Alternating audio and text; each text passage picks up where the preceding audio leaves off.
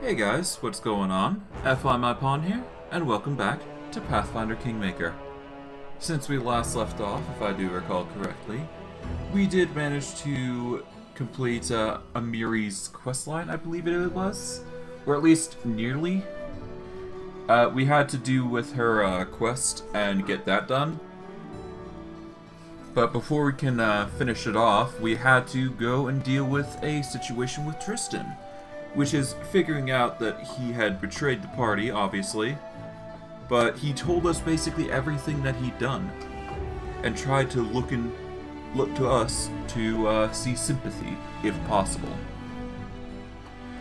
Going by Senator Armstrong's personality, I had to make a choice between saving him or taking power. And, well, I'll explain that once we get in game. But I hope you guys enjoy this stream. For this stream, we are going to be doing a lot of companion quests, and by the time we are fully finished, we're probably going to become king. So, without further ado, let's just get into things and see what happens, because we've got quite a bit to do.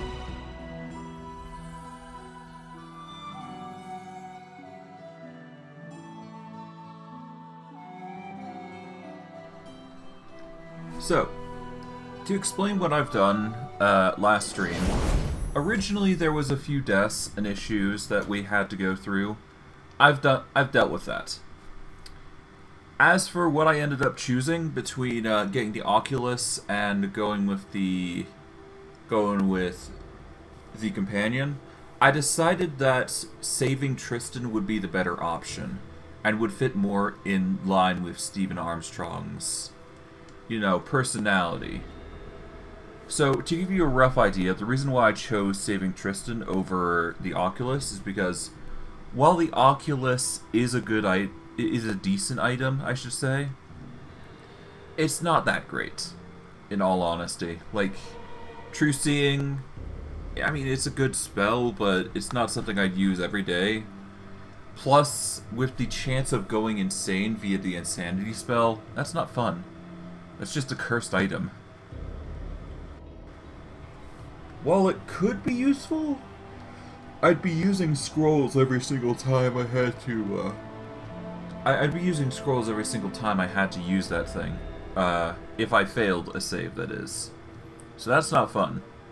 Whereas on the other hand, with Steven's personality and the regard of his people as, he regards his people more.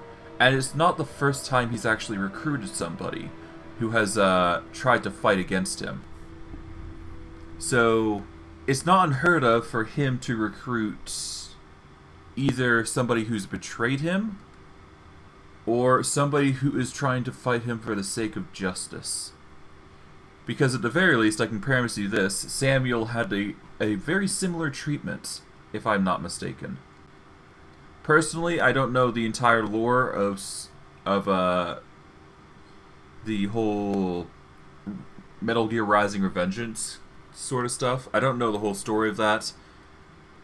The most I know is like the memes, I know like a few boss battles, that's about it. But I do know this. I went with the right choice, I do believe, because he is a man of the people, if I'm not mistaken. And I'm just going by the text that's, well, I'm using Tristan to his fullest now. Basically. That's the whole reason I'm going for. Whether it's good or not, we'll just have to see. Could be good, could be bad, who knows.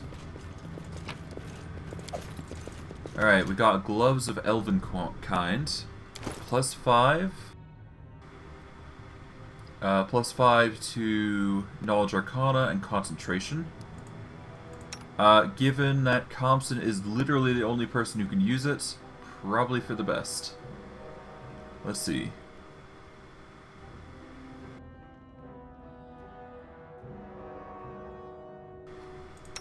Alternatively, I could give it to Mistral because she is a caster as well.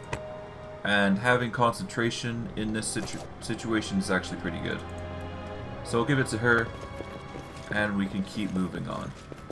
Among the glassware and damp paper notes, there are cut flowers, buds, petals, and leaves.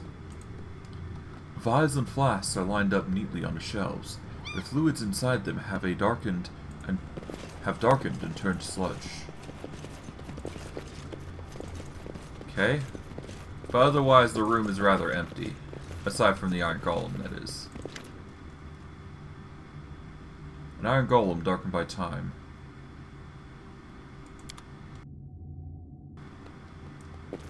Alright, we should probably deal with this golem. I don't know, let's leave it, actually. Well, I could probably kill it for experience. What's the point, right?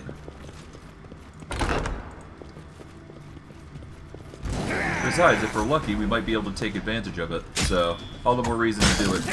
Or keep it alive, I would imagine.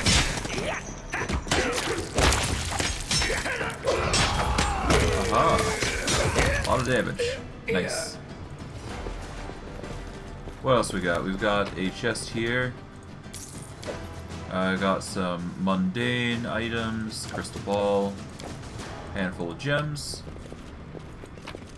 red caps, savages. All have masterwork gear, so might as well take those. Got some a black Lenorm stew. Cool. Composite bows. Everything else is pretty useless there, so leave that. Okay. Anything else around here? Not that I can see. Aside from the dwarven Urgosh, which is nice, I guess. An exotic weapon, though. Okay, disarm. Keep moving.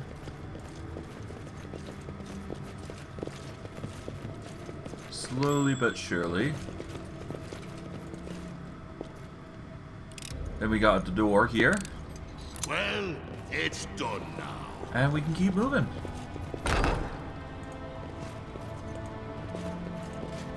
What's over there? Ah, a trap. I don't want to know. Oh, I managed it. Now, is there anything else around here before I start moving on? Because I'm actually familiar with this place, now that I recall. Then again, I was familiar to begin with, so... Alright, normals... No, we'll take the gems, though.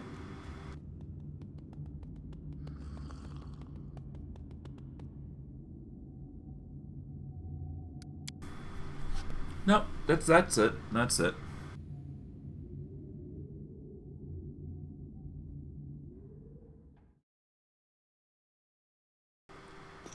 Alright, we are back here. And there's still some enemies here, so we can clear these guys out while we're at it. Yeah, if you're familiar with this area... Yeah, we're back here. Yeah, this is the place where Senator Armstrong sneaked out to try and get away from all the mobs that were harassing him. He had to go through the sneakier routes, though, as a result. I mean, as an end result, he did manage to make it through. Like, there's no issue on that part. But the enemies are still here, which is a thing. Okay. From here, we just gotta rush forward, I guess.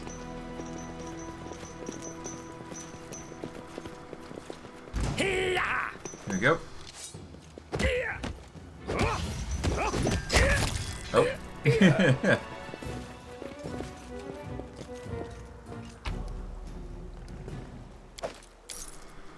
Whew, bless me. I'm a little chilly. Or at least I have a cold, I do believe. So, if I start to, pause conversation just a little bit, that's the main reason why. Ah, I managed it. Okay. Athletics. Got it!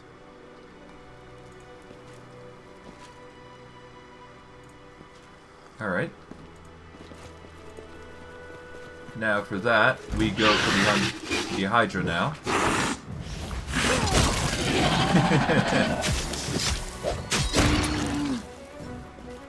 Okay, now the Manticore, who is peered out of his gourd.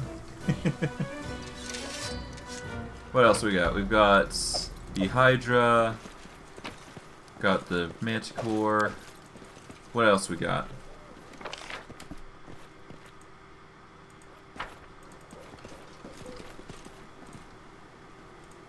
I think we've claimed everything?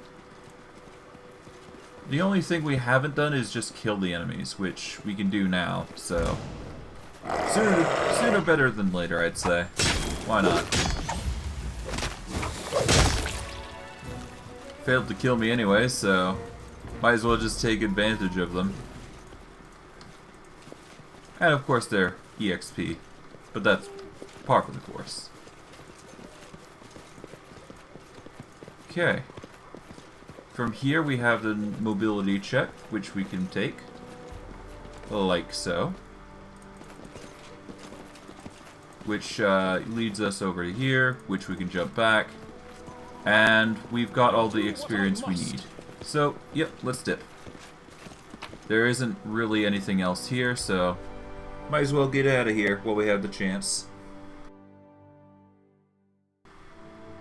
Probably have a bunch of items now, though, so I'm going to check that real quick. Alright, let's see what we got. Phylactery, positive channel, energy source. I guess this is just Tristan items. Makes sense, after all. I am definitely going to have to equip Tristan again, though, it seems. But hey, one thing at a time. One thing at a time. But yeah, no, we've managed to make it to the Verdant Chambers, so there is that. We are probably going to want to go to Talzaford, I'm thinking. Yeah, we'll go to Talzaford, we'll get to the teleporter in our mainland. And then we'll go from there. Alright, there is a scandal in the capital. The guard captain brought the instigators to the castle. Interesting. It appears we got 2 new curses, namely the Defaced Sisters and Tristian's one. We need to find mention of Armag's tomb. We can... No, we'll get the storyteller on Lost Dwarven Knowledge.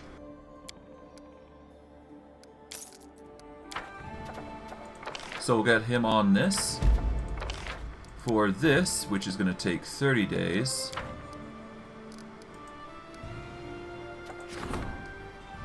Hold on.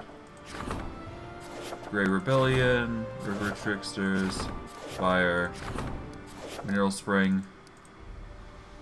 I can claim the Dire Gnaller Marshes now, so that is an option.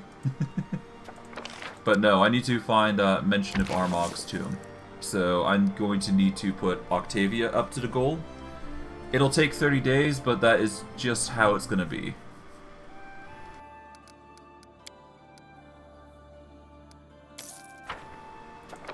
Alright, there we go. Octavia will be responsible for that. Magister is being supported. Training goes without a hitch. We've got curses and all that, but that's fine. Alright. We should be good now to check out that scandal. And finally do the companion quests, which is quite literally the only thing we have left. So what we're going to do is we're going to swap over to a bunch of the... Alright, we need to go to... Tussdale? Yeah. We need to teleport to Tussdale. And we're going to build a whole bunch of circles before we enter the town, so... Alright, let's see. Region, no, advise, no, map. Alright, trade guard, let's enter. We're gonna have to sell some buildings and arrange some stuff, but that's fine. Alright, we need a teleportation circle. Let's see.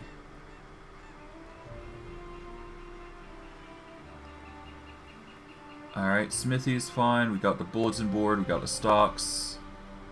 We're gonna have to get rid of one of these 8 items, so I'm probably gonna get rid of the monument. Because that really only affects the shrine. Yeah, let's sell the monument. And let's put in a teleportation circle, because that is going to help a lot more. So we'll have one there. We've got connection to Tuskdale, so we're going to need one over from Varnhold as well. So I'll get a teleportation circle there. Build. Teleportation circle is 20 gold.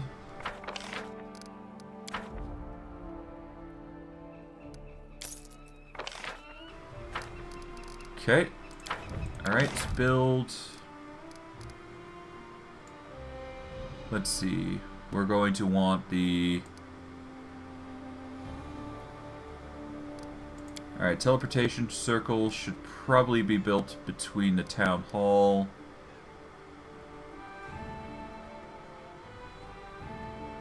Yeah, I'll place it there. Alright, if I sell the stocks and I move them over, then I should be able to get the... Let's see. When located in a settlement with a watchtower, gains +1 military. Or wait, a +1... Alright, so what's a... Does any get adjacent bonuses for this? So, let's see.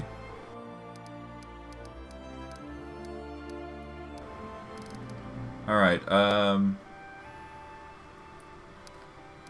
+1 stability when adjacent to a fort.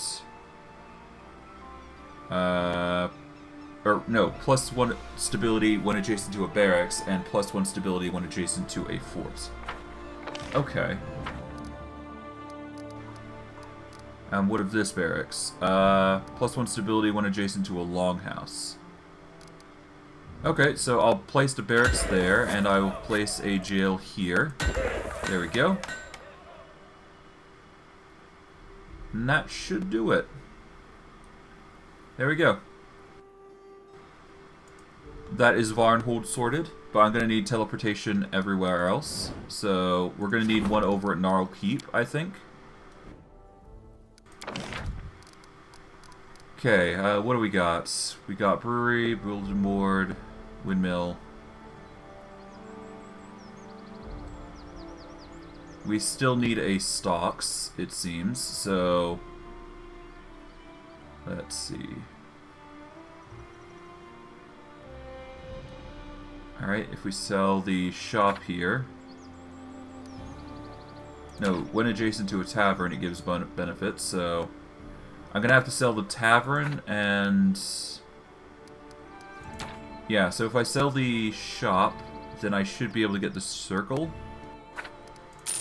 So sell that, throw down the teleportation circle. Sell the tavern.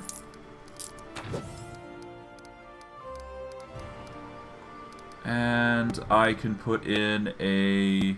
Well, we got the bulletin board already, so... Leave the brewery. Bulletin board. We need the stocks now. Here we go. That'll give us a bonus to military stuff, so that's always nice. Trade guard.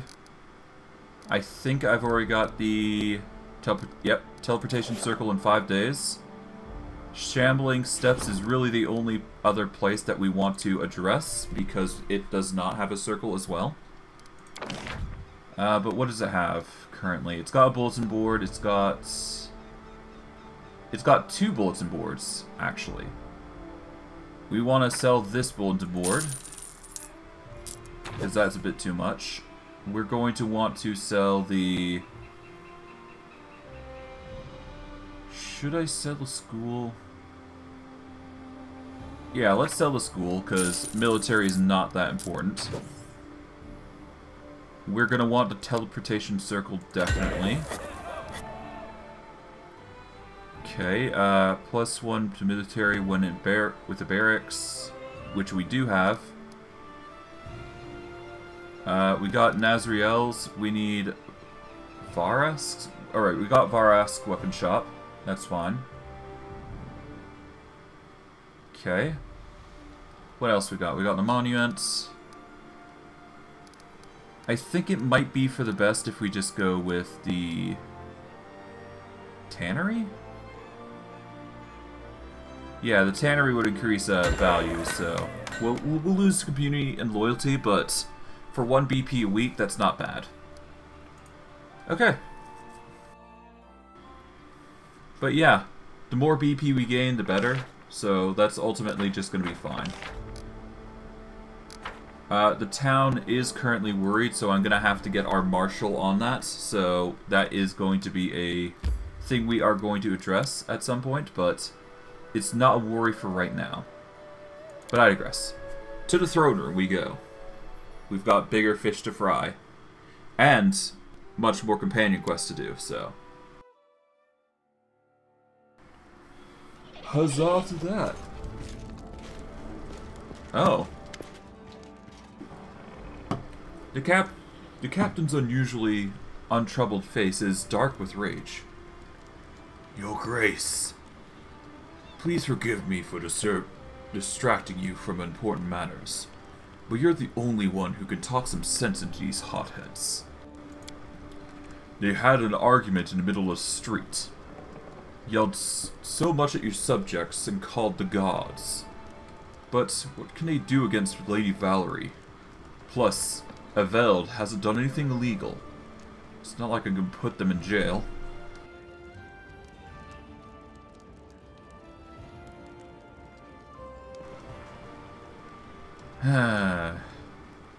You can't handle some row without me? Your Grace, Valerie's your companion, so she gets special treatment. She doesn't take orders from me. Besides, it would be wrong. The captain rubs his temple. We fought together, protected the capital together. So what am I gonna do now? Arrest her? Valerie, explain yourself. Valerie looks down ashamed. I humbly beg for your forgiveness, Stephen Armstrong. I failed to control my temper and besmirched not only myself, but you as my leader.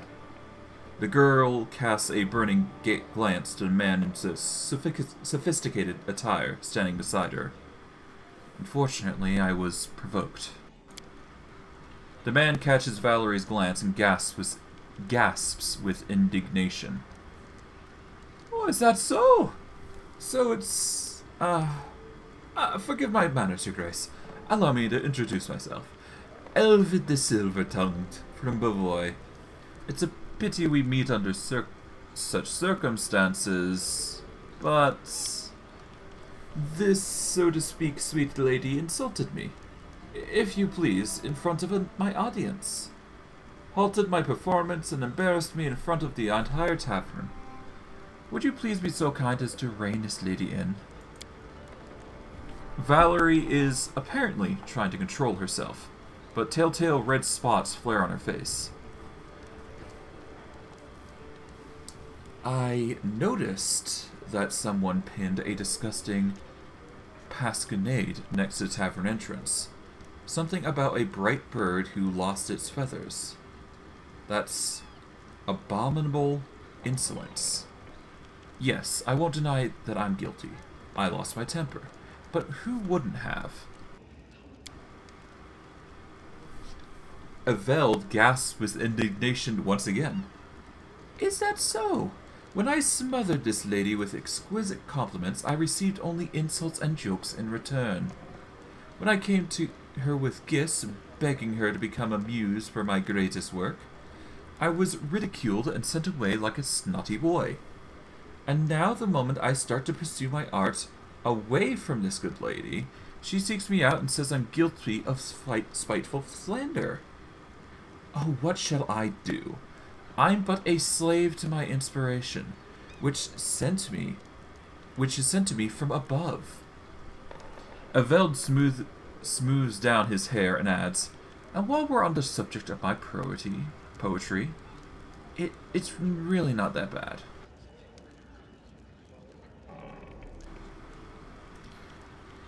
Aveld, did you really write a palisade about Valerie? Elvid clasped his hands to his chest ostentatiously. Oh, forgive me. Who would I be if I didn't stoop to such low attacks? I won't deny that the cautionary tale of this lady could inspire me. How can you listen to this featherbrain? Of course, in the face of justice, he is ready to disown his own parents. And if I'm allowed to continue, let me say, what is this palisade was devoted to? The sad position of the odds in these lands. Forgive my frankness. Anyways, the good lady is unlikely to understand what allegory and poetic hyperbole are. The captain shakes his head sadly. Don't even try, Your Grace. I'm afraid even Abadar couldn't get to the bottom of this ball of accusations.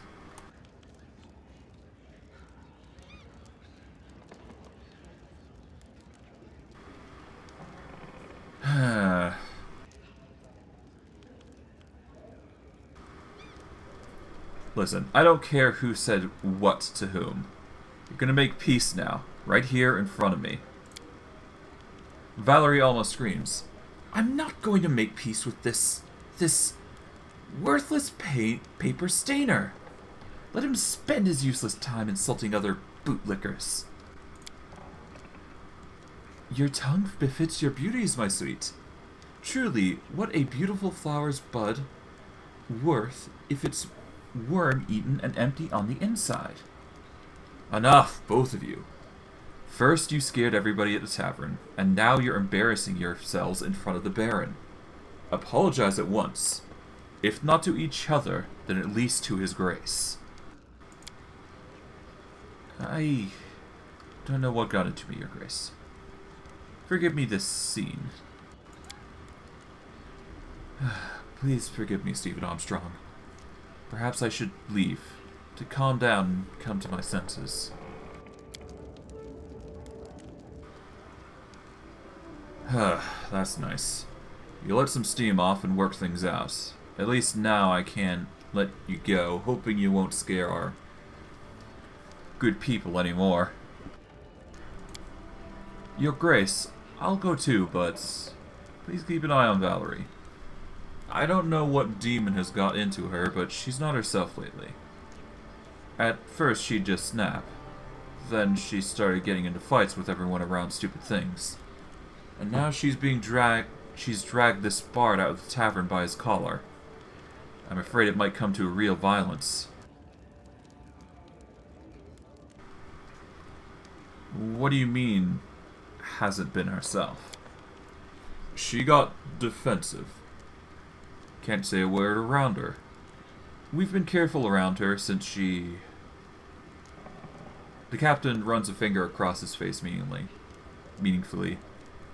I'm close to ordering my lads to keep an eye out for her in the streets, to make the common people's lives a little calmer.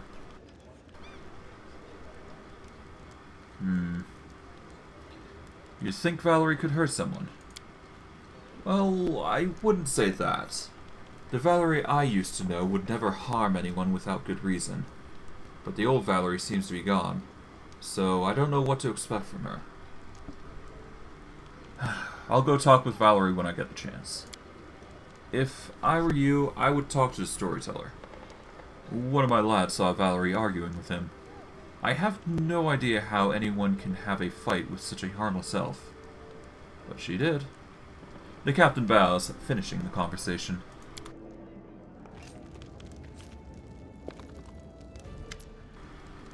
Nazriel bows ceremoniously. In accordance with our agreement, I have brought you a gift, which serves as a payment for your protection. We got the item caught called the Vein Finder. I want something specific. I need something that can increase my speed. Speed and defense are equally important to a warrior. You shouldn't sacrifice one for the sake of the other. Better to keep both. Well, that's the reason I'm asking for speed. So you can focus in one and get the focus on another. But okay. Alright, now we've got a ton of quests to do, if I'm not mistaken. Our coronation will happen once we deal with Armag, so we might not get into that, I don't think. So we're going to have to wait for that. We've got to find Armag's tomb, which is going to take 30 days, so that is going to be a time consumer. But we now have 5 companion quests to deal with. We have Nilak at the Six Bears camp. We've got the dwarves. We've got Nok Nok. We've got Kalikkes. And the storyteller. So we're going to have to bring 4 companions if I'm not mistaken. Let's level up Tristan, I guess. If I'm not mistaken, I wanted to level him up somehow specifically. What was I doing with this? I was obviously leveling up this. So what was I trying to aim for? Was I trying to aim for Mystic Theurge? Is that it? Or was I aiming for something else? I'm not sure.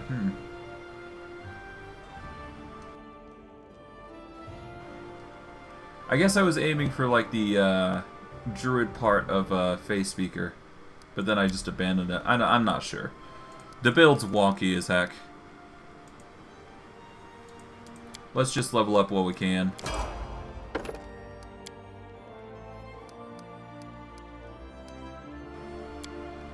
Alright, for him, let's just go with... Alright, what's the ability? Boon Companion? Yeah, we can't get it again, so that's a rip, but that's fine.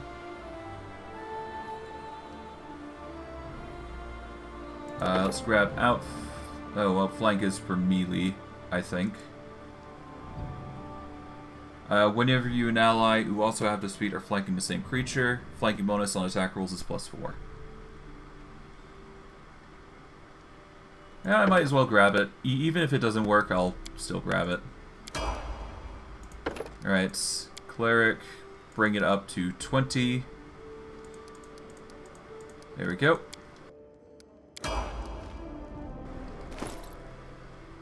Alright, Tristan, I want you to have an item. But you will have to wait on that, I guess. Alright, let us... We'll get to the edicts in a moment. For now, let's just focus on the story quests. The captain of the guard told me you had a fight with Valerie. The storyteller lowers his head sorrowfully. Alas, it is true. Believe me, I didn't want to fight, but my fool curiosity wounded Valerie's pride. I will apologize at the first chance I get. What was the fight about? I asked Valerie if she still had anything related to the Eternal Rose Order, from back when she was a novice. An innocent question, but she took it as impudence. Or insult. Please, don't blame her. I'm to blame for what happened. Do you think Valerie has been acting strange lately? What can I say? We are not that close. She has no interest in things that matter to me, and I prefer the world of ancient heroes and old legends. Not the fuss that's all around us here and now. So I don't have an answer to your question. But I know that those who consider Valerie a close companion might be hurt by her words. Yesterday I talked to Lindsay, and when I mentioned Valerie, I heard sorrow and tear in her voice. Maybe the tireless chronicler is having a tough time for the very same reason that you honored me with your visit today. Alright, that's all I want to know. Thank you. And I got some relics. Might as well grab it while I can. Any shards? No. Alright. Till we meet again. Alright, what else we got? I guess we're talking to Lindsay. Just a moment. I got something. Lindsay quickly scribbles something in her notebook, then raises her eyes and smiles to you. Hi! How's your publishing house? In full swing. The press is working day and night. Turns out there aren't just readers, but also writers in our lands. They keep bringing me new manuscripts. Some are even readable without crying. Have you noticed anything strange about Valerie lately? Lindsay lingers, then sighs dully. I had a fight with her. A big one. Well, I wanted to talk to her about best way to describe her hair color in the book, and she said my book is trash, and I'd be no better if I busied my time with... I don't even want to repeat it.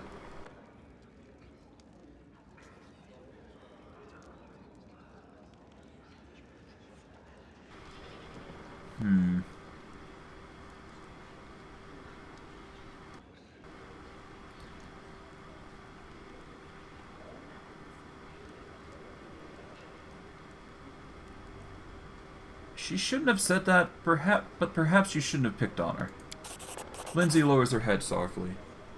You're probably right, but I'm doing it for her, you know? To be honest, Valerie hasn't been herself lately. She's usually polite, though she can be cold at times.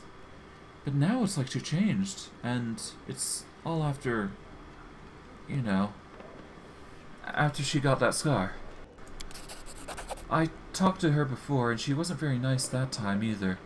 She's gone so spiteful after she got hurt. Though, she keeps saying she doesn't care.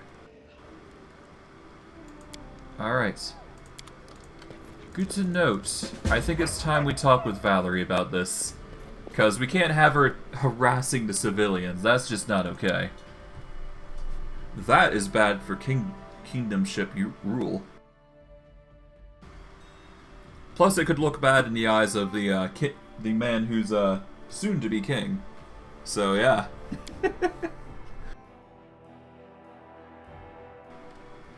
But I digress. We're gonna have to talk with Valerie. I think we're gonna have to talk with a few other people here and there, but shouldn't be too hard. Valerie nods to you cordially. I'm glad to see you. Valerie, we need to talk. You've been acting strange lately. If you're going to bring up that scene in the throne room, don't waste your breath. Aveld completely deserved that speech.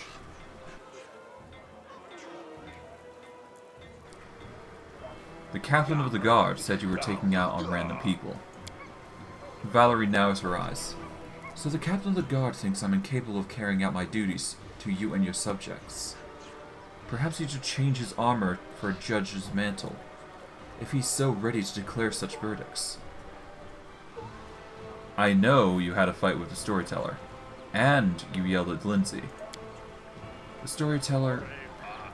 What business of his if I have anything left from the Order?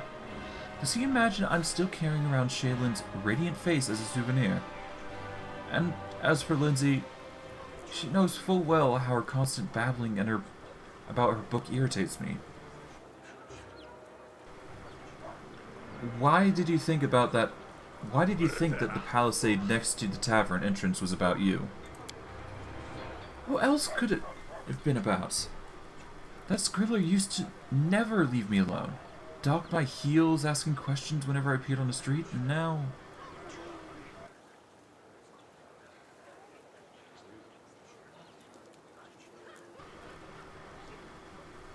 Valerie stops angrily and looks away. Listen to yourself. Why all this bile? I want to help. Valerie twists her lips and looks away, as if she wants to end the conversation.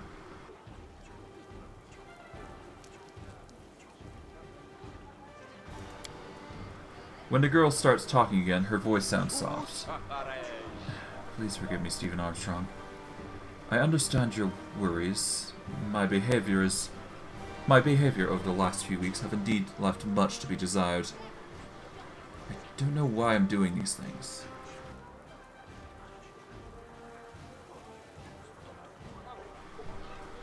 Only you can figure out what's bothering you. Valerie keeps silent for a long time to start... so long that you start to think the conversation is over. Then she finally lowers her head. I was wrong when I thought I didn't care about the scar on my face. On the contrary. The girl hesitates, lifts her hand, and touches the scar on her face. Since it appeared, it's like the world around me has changed. Wherever I went before, my admirers, followers, and bards used to follow me around. Now it's like I'm invisible. Worse, I see how those I talk to trying hard not look at the scar. It's like it undid me completely.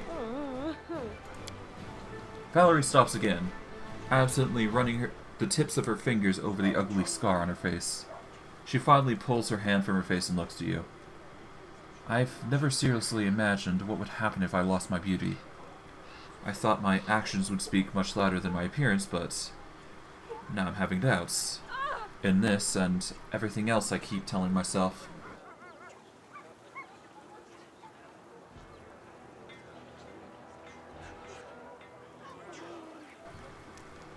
You've always said that beauty isn't really important. Are you changing your views now? Valerie looks at you pensively for a few moments and shakes her head with determination. No. If I'm to break when someone looks at me, accidents, after everything I've been through, it means I've never actually been worth anything. I may as well have stayed with the Order and lived meekly by Shaylin's orders. Ugh. Valerie straightens her shoulders and looks around with determination. I shouldn't have wasted time on these useless thoughts. I promise you that you won't be bothered again by complaints about me. Except for, perhaps, those who truly deserve a harsh response. The girl nods to you. Thank you for this conversation. I knew you would support me. Yeah, let's just hope it doesn't happen again, Jesus. Like, come on. Well, at least one of the many missions is now done. Alright, let's see. Let's just confirm that. We've finished the Burning Bridges mission. Now we've got 4 quests ahead of us. We've got to deal with Amiri's quest. We've got the dwarven... Alright, so we've got 4 companions that we gotta go through, basically. That is what I'm looking at from this conversation. Or the missions, I should say. Alright, price in descending order. Is there a bag of holding that I can snag? Not that I can see. We've got a small bag of holding, we got a normal bag of holding. So nothing to carry all this, but hey, that's fine. Let's offer what we can. Get this price in descending order so we can quickly sell off the masterwork items while you have the chance. Alright, +2 quarterstaff, ornery, Fury's Legacy can go. Vein Finder, +3 agile, rapier. It can deal bleed damage.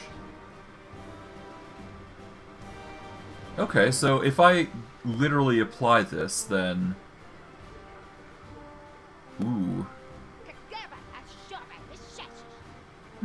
Interesting. Dwarven Urgosh can go.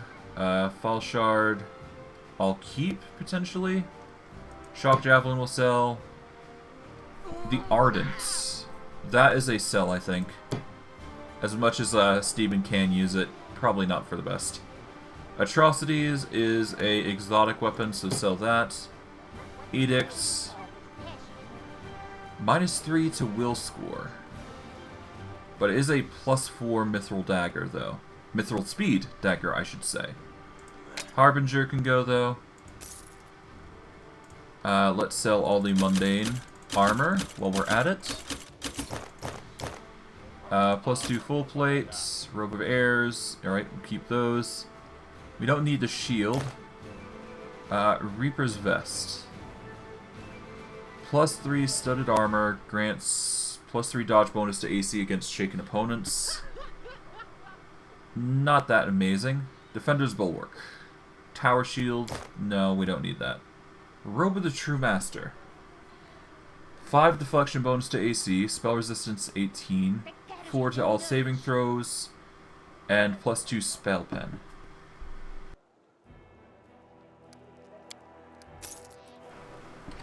Alright. Let us see who can wield it, I guess. I guess the best option for this would be Comson. Oh, but he has the Dark Acolyte robe, actually, so that wouldn't be that great. I can use the Reaper's Vest for the, for Monsoon, because having a bonus against shaken opponents is pretty good. Otherwise, everybody else doesn't exactly use robes, so it'd be kind of pointless to use them. I guess for now, the robes of the True Master would be best on Steven, because it'll boost his AC, it'll boost his resistances. Well, it probably won't, but it would give him a spell resistance of 18, though.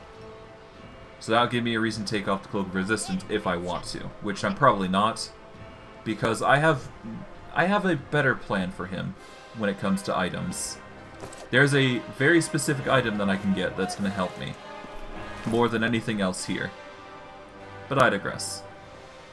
One thing at a time, one thing at a time. Alright, let me see your goods real quick. Let's sell the Boogeyman's Robe and Light Absorber. We don't need those now. For weapons, though, who's going to wield what? The Edict is probably a dagger for Sundowner, obviously. So we got Deceiver, which is a +3 Agile dagger. We're probably going to want the Edict for the 5/8. It won't deal as much damage, but it is a +4 weapon with speed, so it's going to deal a lot more attacks, basically.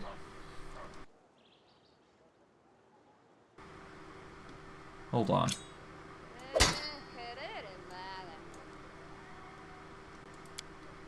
Alright, info, hold on.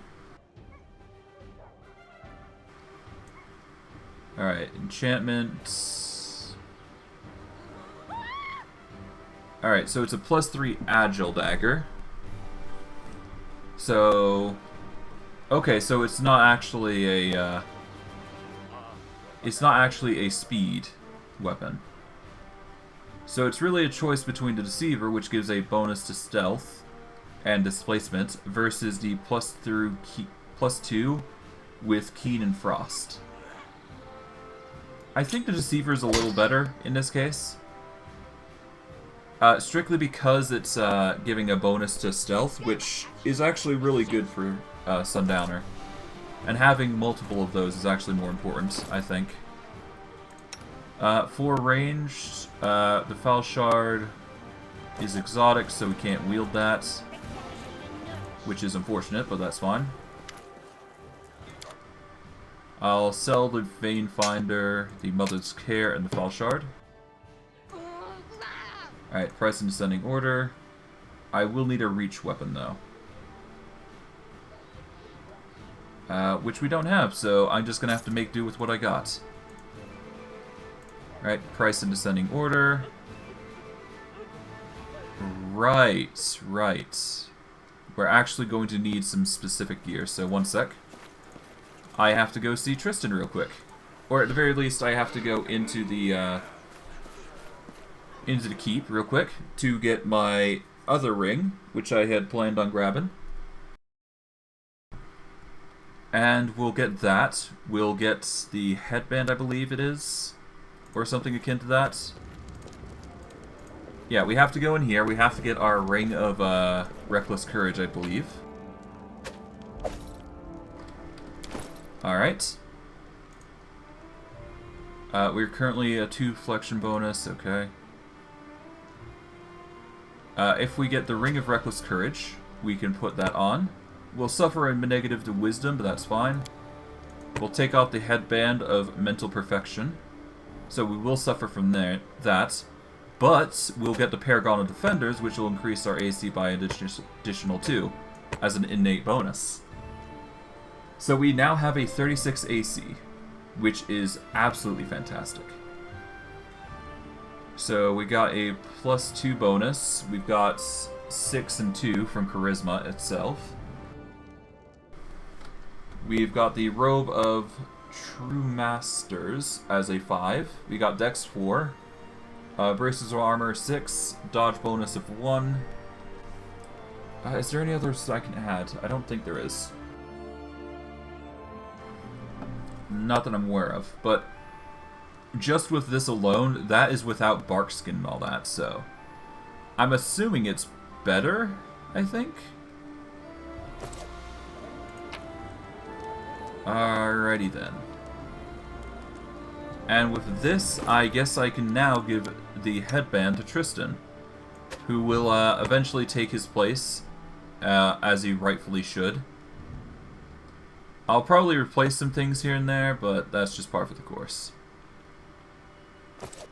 Alright. Well, with that, we can now dip, and we should be good to go. We just need to get the right people for the job. Alright. Let us move out everybody for now. Alright, we're gonna need... you. We're gonna need Nok Nok. And who else? We're gonna need Amiri. And out of my crew, who should I bring? Alright. Alright, so we've got... yeah, we've got the kineticists, so we got kineticists covered, so we don't need Monsoon. We've got the rogue, so we don't need Sundowner. We've got a cleric, so we don't need Mistral. We've got Amiri, so we don't need Samuel. So I guess it's Compson that we're bringing along, because he is going to be buffing people. Now, of course, I could just leave it to just one person at a time, but it's probably for the best that I just buff them and just go from there. But anyways, let's just level up everybody. Alright, hold on. Dexterity is usually the focus for when I use these sort of individuals, so just keep to that, I guess.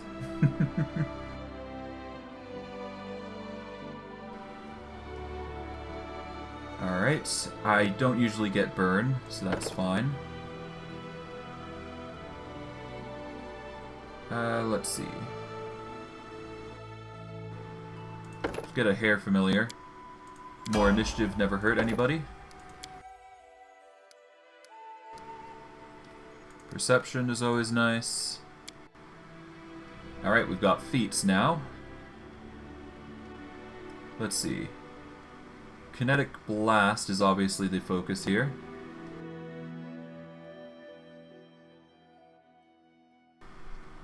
I guess I could get Deadly Aim. It would increase damage, but it would make the accuracy very bad. I think avoiding the accuracy penalties is more important. And I should probably get Improved Initiative to start with. Alright.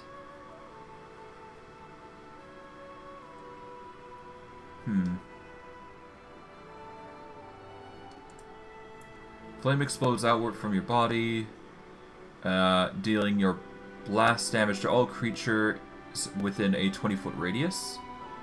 There is Eruption. Erupts from the ground, a pillar centered anywhere within 50 feet in a 10-foot radius. I think Eruption's nice. Alright, Kineticist once again.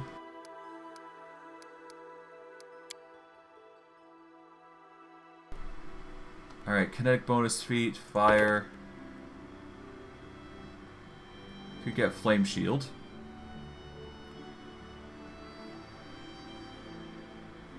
I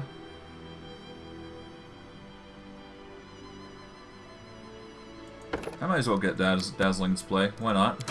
I have no idea what to go with her, but whatever. Grab those, grab this, there we go. Improved critical, definitely Kinetic Blast. There we go. Let's see.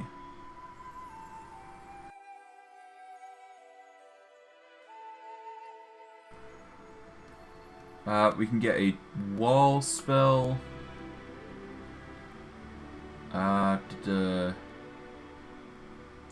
Show unavailable.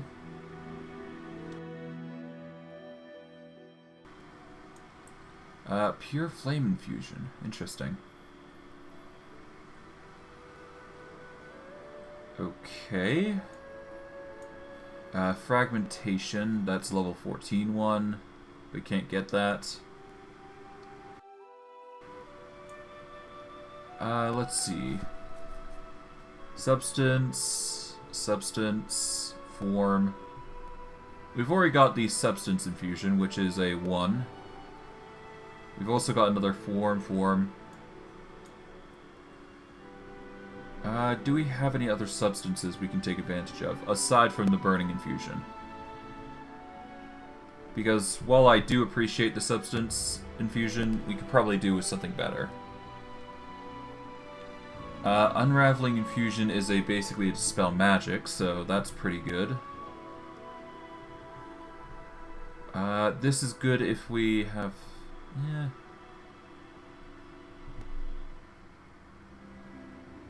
Okay. I think Unraveling Infusion is probably for the best here. Then we level up to 12. We're probably going to have to level up her counterpart, obviously, so that's annoying, but that is just par for the course. Let's just get Kinetic Restoration, that'll be the easy choice. There we go. Alright, now we've got the Cleric of Grotus. Just pump him full of power.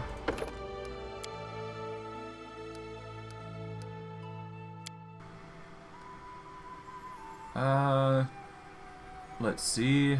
He's got some channels, got some quite beefy.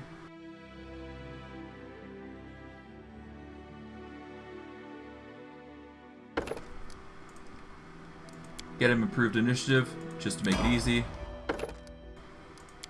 Alright, level up, get 12. We're going to want to boost up his wisdom, because that is literally his key ability. So the more he has of that, the better.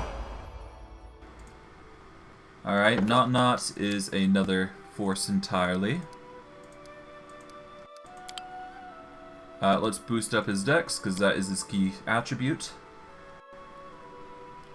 Alright, rogue talents.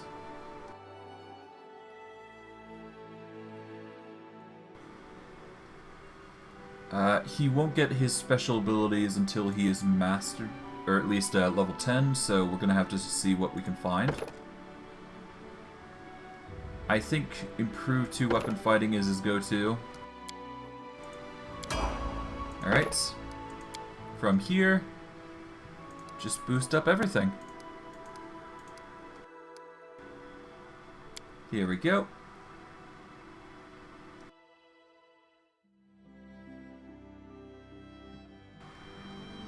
Hammer the Gap is probably going to be the best one for him.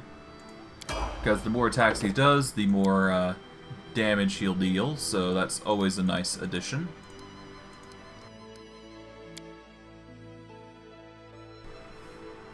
From there, we'll get Crippling Strike. No, not Crippling Strike. We should get Double Debilitation, because that is obviously a good choice.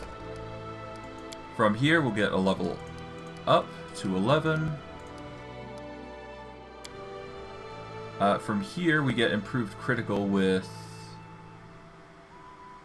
whatever he's good with, I guess. What is he focused into? He's focused into Kukris. In that case, I'm going to want Improved Critical Kukri.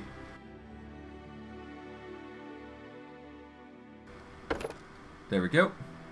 We'll have him focus subtly into daggers. Alright, we'll boost up his dex once more. Boost up his stats a little, like so. And finally, we can focus into something else. I'm going to go with... what is it? I guess Dispelling Attack would be the best choice here. But I'm actually going to go with Crippling Strike, because that is always nice. Alright, let's see. What's Edict's looking like? Scandal has been addressed and sorted. And everything should be fine for now. Hopefully, Alright, let's save before we do anything else, because we're going to need that at the very least.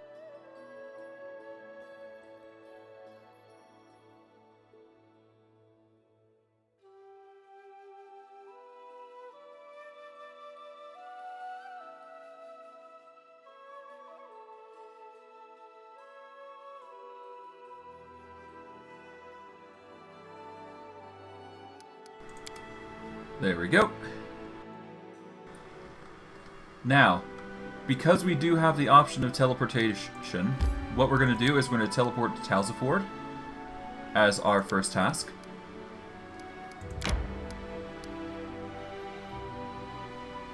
Alright, and what we're going to do next is we're probably just going to yeet ourselves over to the dwarves to talk with them. Or whatever have you. What we're probably going to have to do is go this way. Alright, before we continue. Alright, let's load the game up. So we can deal with this properly.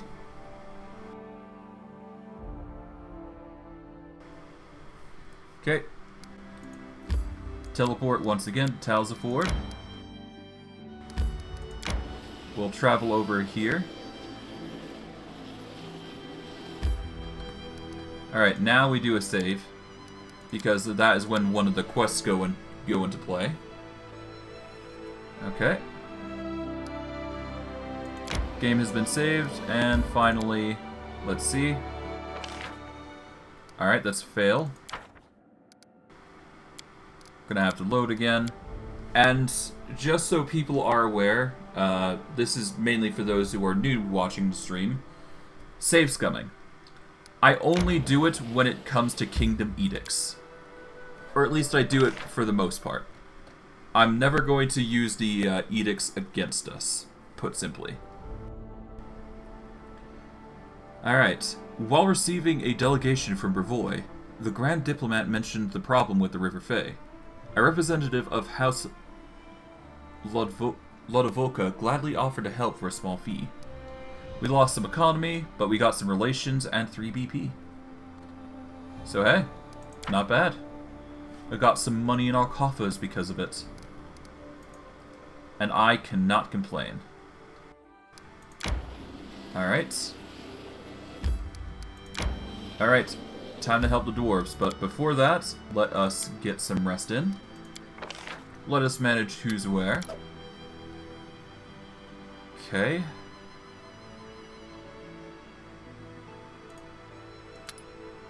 Hold on, let's just reorganize accordingly.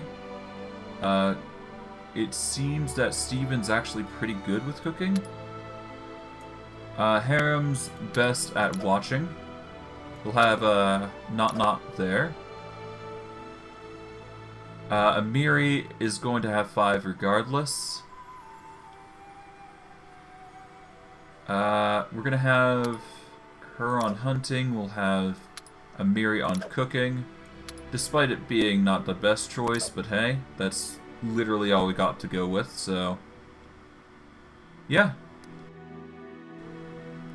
Even if we don't get as much rations as we normally do, I think it's fine. At the very least, we're getting more... We're shedding some loads off, so... Alright. Let's begin resting. Some food would be nice. And some booze. Alright, 4 rations, camp log successful, excellent fish on a stick. Perfect. Just what we need. Alright, time to help our dwarven companion out. But before we do that, I'd like to organize everybody. We'll have our barbarian over there, we'll have Nok Nok over here, we'll have our cleric there. And yep, 2 people in the back, perfectly fine for the build.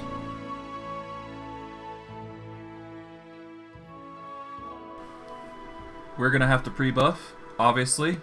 That's par for the course when you're dealing with an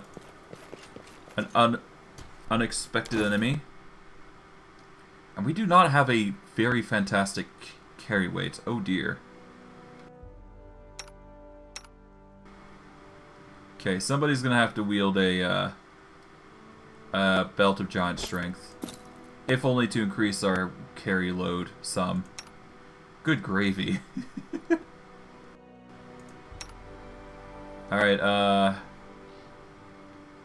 Harrim has judgmental gaze, which is fine. What else do we have? Price in descending order. Alright, well, we're gonna have to make do. We might be a bit slow, but that's just par for the course when dealing with allies like this, but hey. You can only do so much.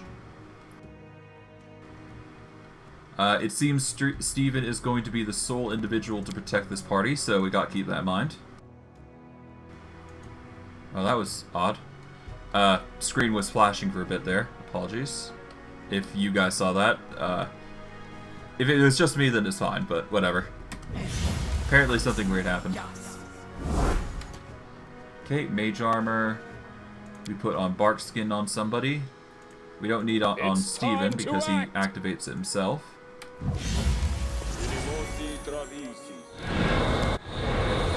Okay. Oh, hold on. There we go.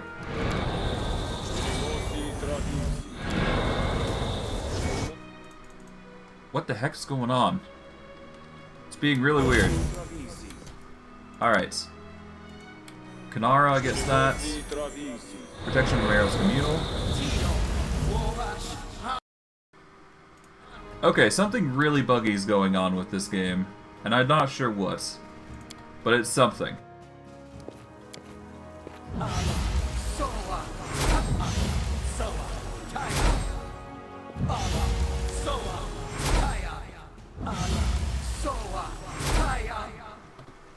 Okay,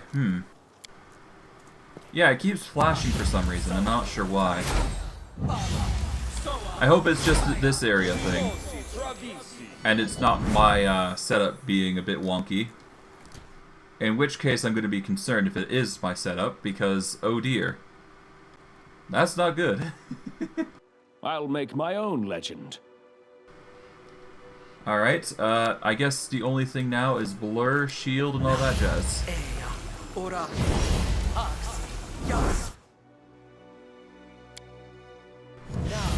Alright, blur for everybody.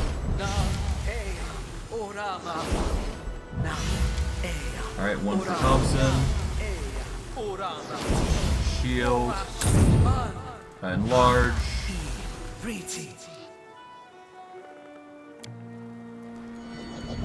Enlarge.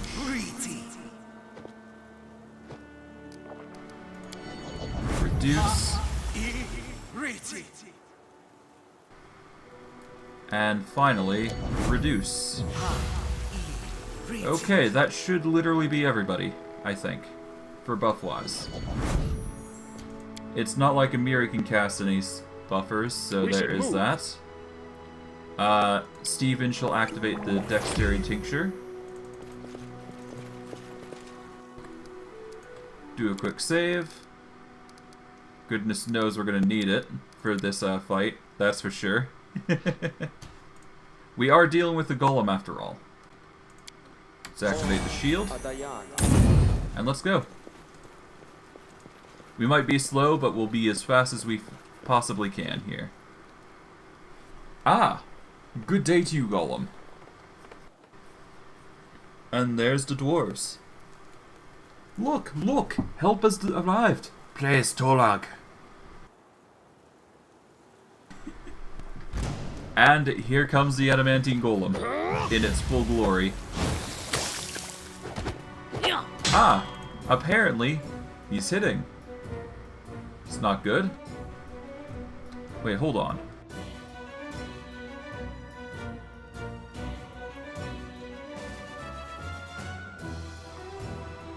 Adamantine strikes. It has an attack roll of 45. Hold on. It's got an attack bonus of 45. I'm sorry, what? Okay. Okay. So with a 45, if it gets a... Okay, so if I've got... It's a 50% chance to hit then. I'm sorry, that's stupid. Like, holy... Are you kidding?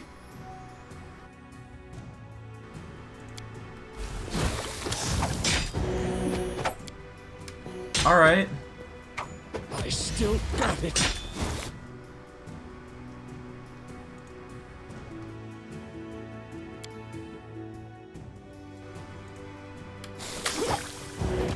Are you kidding? I'm sorry. Hold on. That is not okay. That is just silly. This is why I got the Summon Undead trait. Because goodness knows we're gonna need it.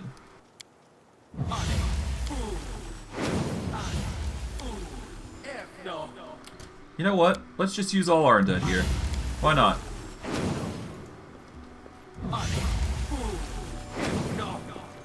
Alright, here we go.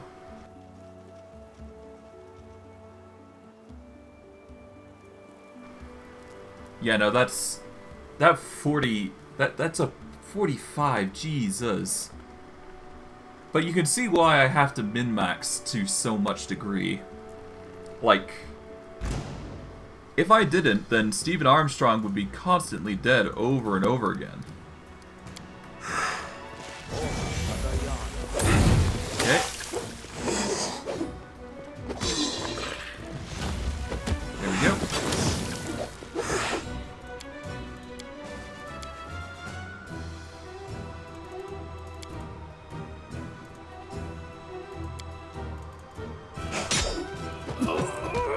Tear them apart! Alright, Amiri, why are you not wielding it? Oh, that's right, you're wielding... Okay, well, I guess you're using the broken greatsword, I guess. Oh, Steven's already near dead. Oh, great.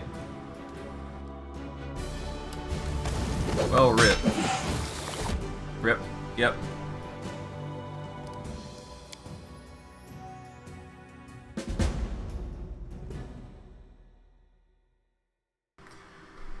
Oh boy. Is there no other methods I can use here? Not really, is there? Like, once I go into attack, like, sure I get the bunch of AC, but...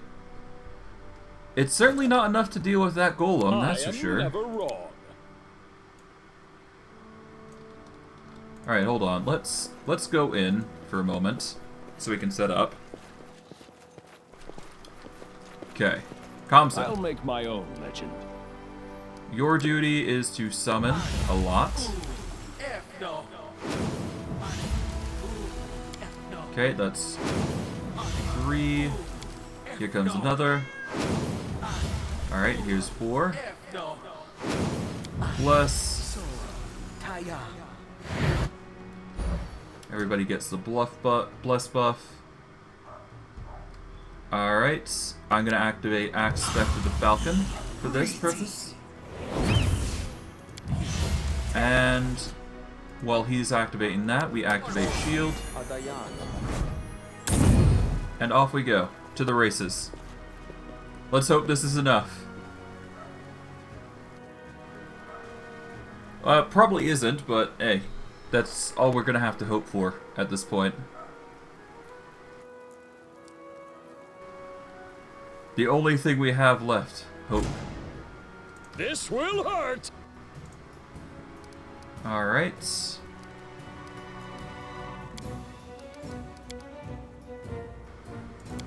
We'll have Amiri use a bow for now.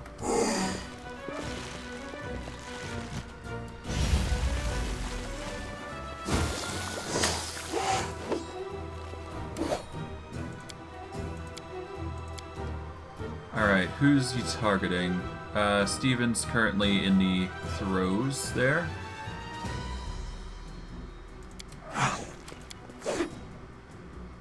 Tear them apart! There we go. Where's Steven? Steven, or Nok Nok's there, so he's gonna want... Yeah, we're also gonna want disorienting. Alright, Steven's being focused now, again. Because apparently the focus just entails that he gets focused first.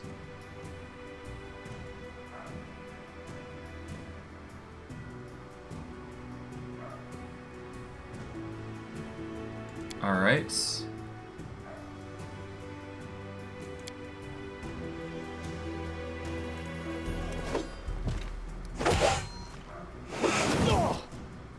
Alright, let's heal. Come on.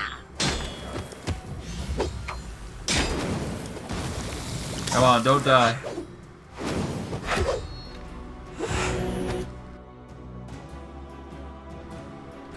Alright, Steven, seriously, you're gonna need some healing. Like, holy.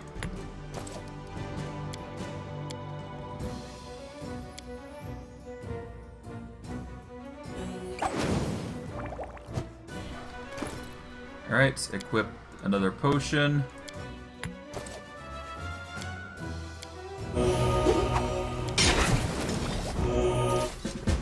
Okay, there we go.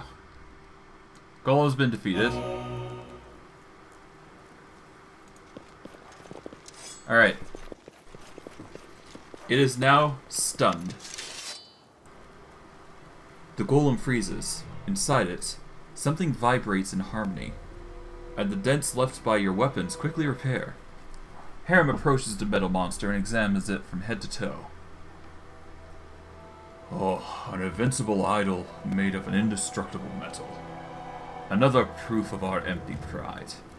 Every master wishes to create something that will outlive them. But why? So that their creation will live on a short while before returning to dust with the rest of the universe? Huh. Masters.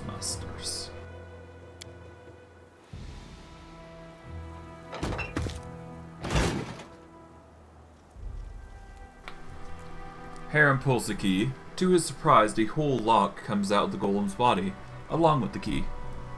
As Harrim stands amazed, the monster falls to pieces, as if it were made not the strongest metal in the world, but of rotten wood. Oh wow! Adamantine with your bare hands? You're a beast, spill it. When did you get so strong? Have you been lifting weights at night instead of praying?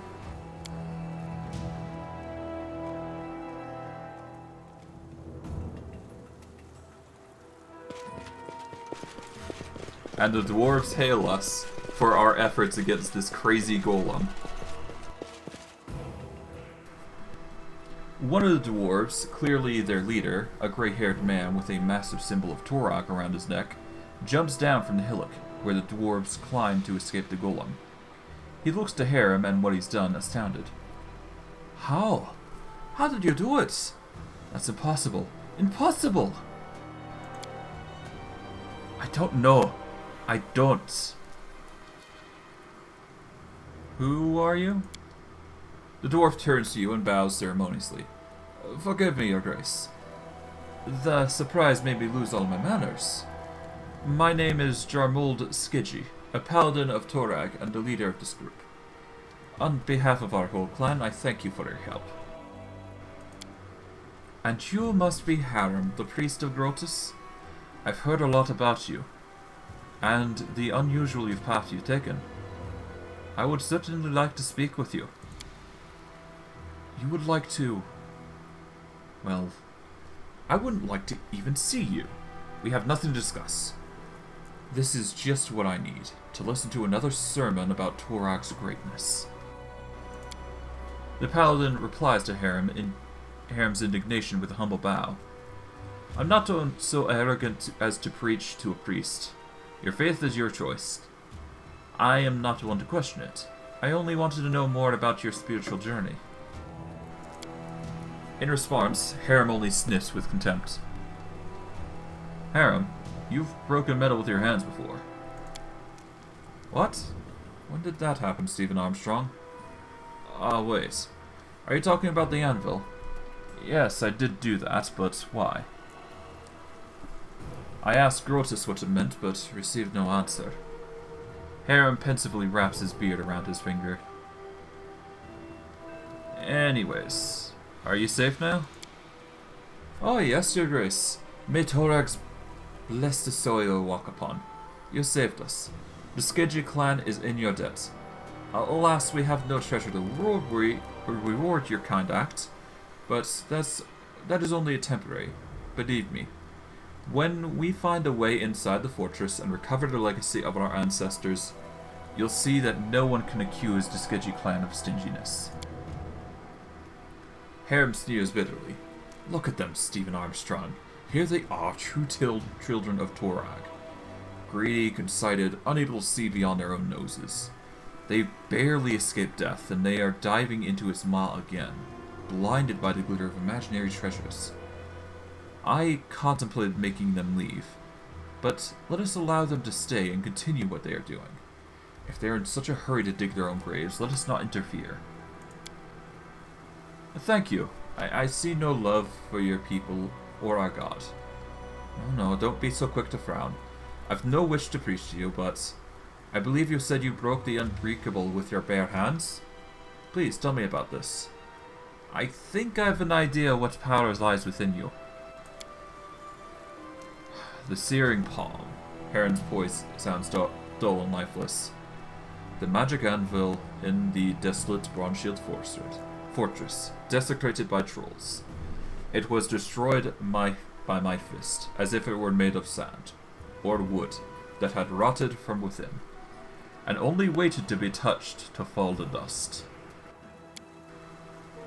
Jarmold pensively holds his hand upon Torags' hammer, which hangs about his neck. Could it be... Jarmold, what are you talking about? What power hides inside Harrim?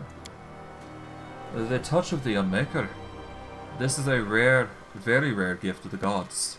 It happens once in a generation. I can't say who grants it. Perhaps Torag, perhaps Grotus, or perhaps it comes from some other source we know nothing about. It is the power to give death to things which live on beyond their proper time. That's rich. Any pipsqueak from our tribe knows how to break things, and you longshakes call it gift. Ill things created with a flaw, like this golem, desecrated like the anvil. They were robust creations of dwarven hands that beg for death but must continue to exist. A dwarf blessed by the touch of the Unmaker can put an end to their suffering. Nonsense. I've never heard of this. If Grotus granted me this power, why do I have to find out about it from some paladin of a traitor god? The god of helplessness and cowardice? A gift of the gods. By Grotus, you prove it, you admit you're lying. Jarmold listened calmly to the stream of insults raining down upon him from Harrim. When the latter is finally spent his breath, our paladin replies quietly. Yes, I can prove it. Harrim, his words do make sense. Maybe what you thought was Torags' curse was actually a gift from the gods, which your kin simply couldn't understand. Harrim winces as if all of his teeth started aching at once, but then nods reluctantly. It is possible, but then Torag and his followers are even more stupid and blind than I thought. Just imagine, Stephen Armstrong. If this is true, the reason of my woe is not a curse, but a simple fact that none of my kin was wise enough to recognize a divine gift. The priest shakes his head and looks at the paladin. You said you can prove your words, Dermont. I challenge you now. The touch of the Unmaker is not the only power to destroy. He can take the heart of an item, all the love and effort put into it by its maker, by the mercy of Torag. Strike the golem once more, complete the unmaking, and show us its heart.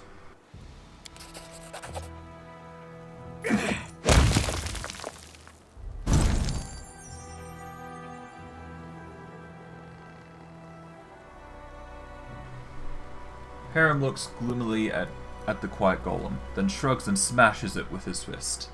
The golem falls to fragments with a pitiful clink. Leaning down to search the pieces, Harrim takes hold of a shimmering blue jewel. He examines it, turns to you. The priest's face is sad and baffled. There. A gift of Torag, be he damned. So, what's next? What do I do with it now?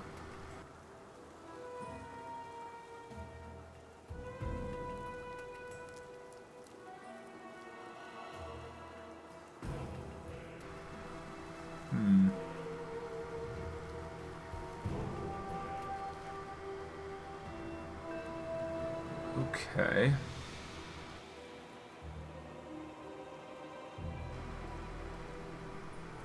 Well, here's the anvil piece. If these are Torags things, give them to a servant, I guess. Thank you for telling me of this gift, of my gift, Germold, but do not expect it will reconcile me with Torag, or with my people. If you found a way to make good use of it, fine. If not, it doesn't matter. You can keep looking for the entrance or go back to your mountains. I care not.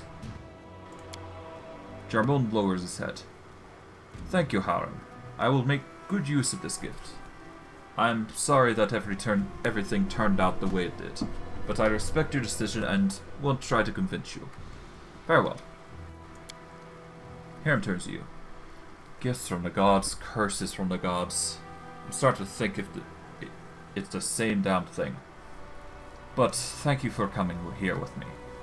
I probably wouldn't even have talked to this Jarmold on my own, but now I have much to contemplate. Let us go, Stephen Armstrong. Let's leave these sketchy to do as they will. Sounds like a plan. Now, if I had a better carry load, I'd be fine, but I don't, so rip me, I guess. I guess Amiri would be the best choice here for increasing carry weight. Yeah, she just barely puts it up, but we still need like a little bit more. Let's see. We can channel an additional 2 times a day, so that's good. Belt of Incredible Dexterity is nice. So grab that.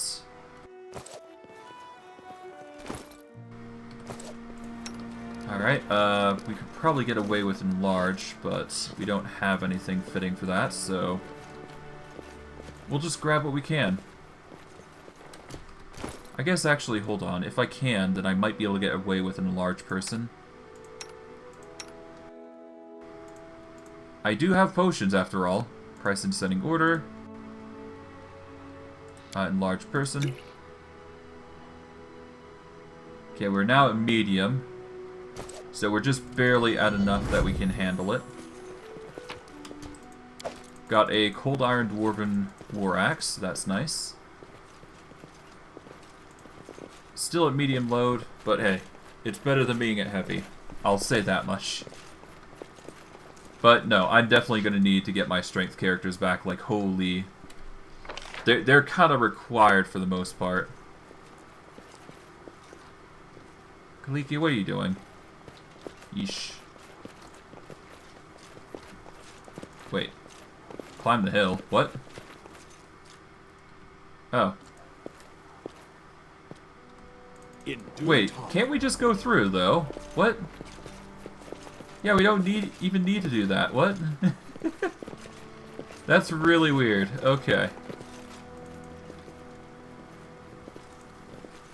Alright, whatever, I guess. I mean, if it works, right? I'm not complaining, at least. Okay. Anything else around here that I need to be aware of?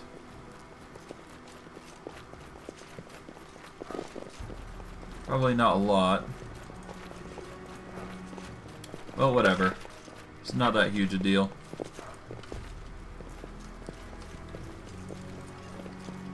Alright, anything else here? Probably not. It probably was just that axe.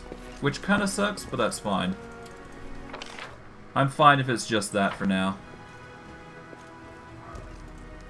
At the very least, we can get back on the road, and we should be fine.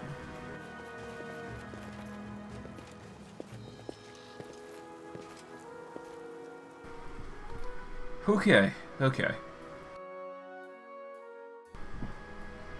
That is... that's Harrim's job done. Now we've got a choice between going... Alright, well we've got a few choices of options. Okay, where do we want to go next? Well, we're gonna have to wait 5 days for the whole modification for our teleportation. So we will have to address that at some point. Alright, let's see. We've dealt with the dwarves. We're still going to need to check the North Dollar Marshes, it seems. For artisans, I guess. But that can be a worry for later. Okay, the militia's on its way. We're waiting for a garrison from Chiliax, obviously. Alright, we've got the blood calling, a matter of principle. So let's do Amiri's quest now. So we'll go over here. It's going to take us some time, but that's fine. I half expected that to be the case, honestly. We'll go up here. Oh, 1 second.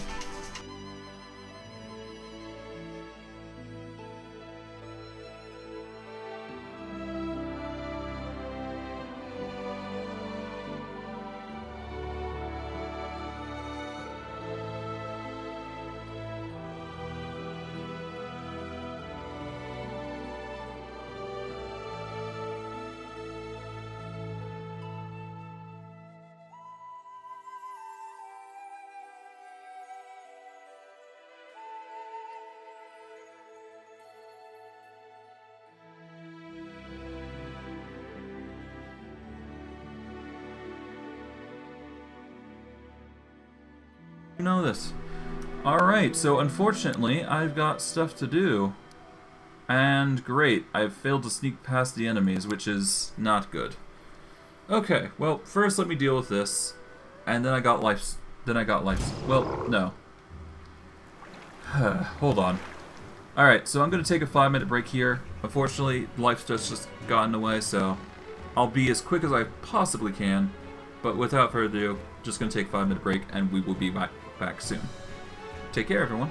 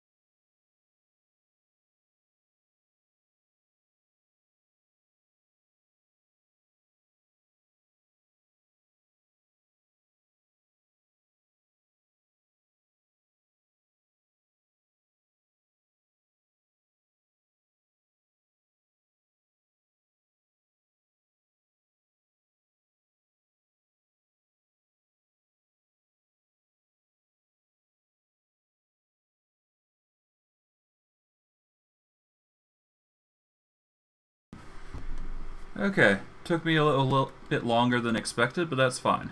We're back. Alright, we've got enemies up the wazoo. I'm going to need to buff myself with bark skin. Everybody's going to need to back off.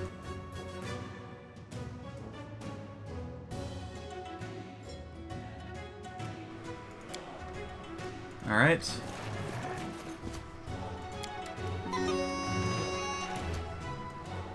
Senator Armstrong literally needs to get his act together. Holy.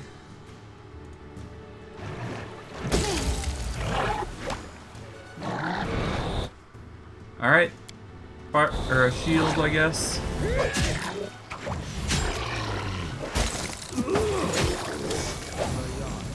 Oh, right. I should probably get, I should probably get some cold resistance. Hold on.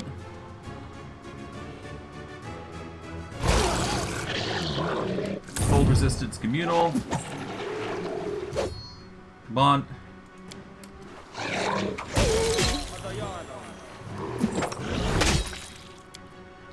Let's get some healing in.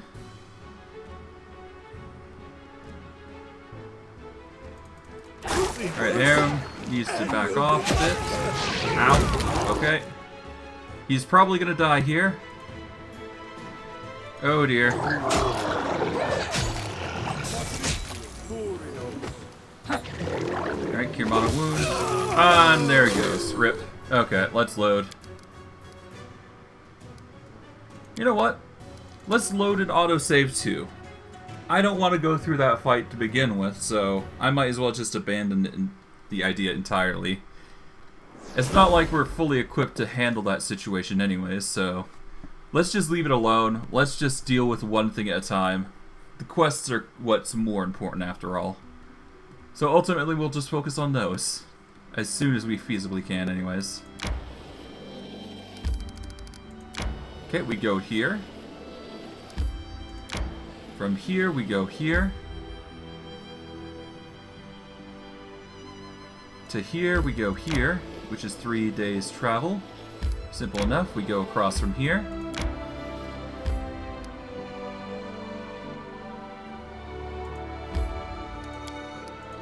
It's going to be a lot shorter if we take this path.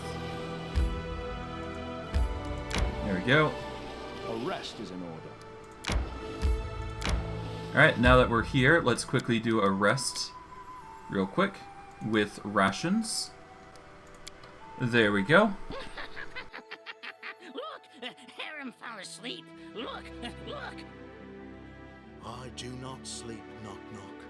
I am deep in my thoughts. Although I won't try to explain the difference to you. Okay then. You guys get to enjoy a bit of the dialogue between characters, I guess.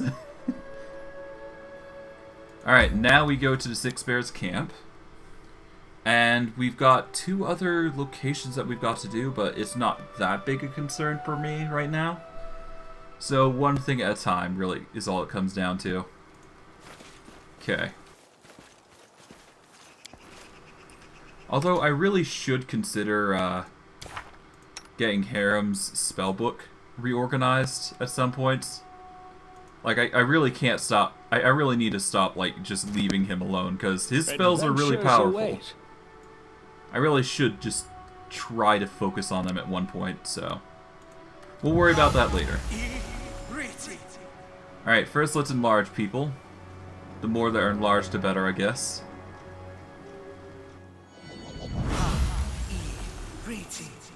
Actually, hold on. Let me do the other spells. Hold on. Alright, bark skin. This is my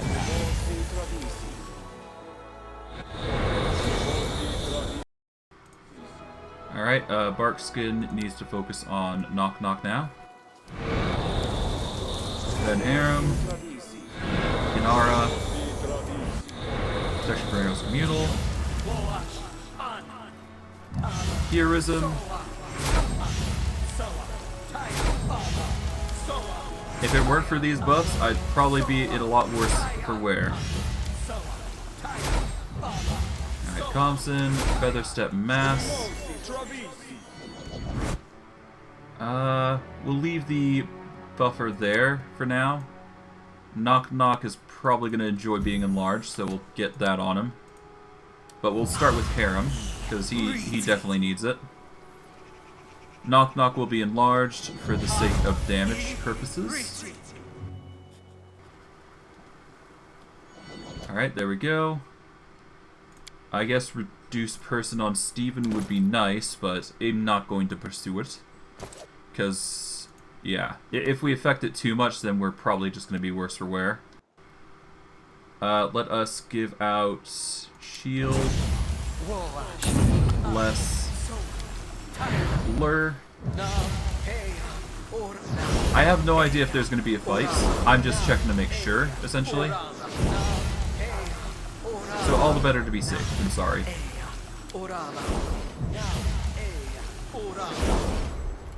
Okay, with that, we should be golden, I think. We're going to need aspect of the falcon. But otherwise, we should be fine. So let's quickly save, just to be safe. Like so.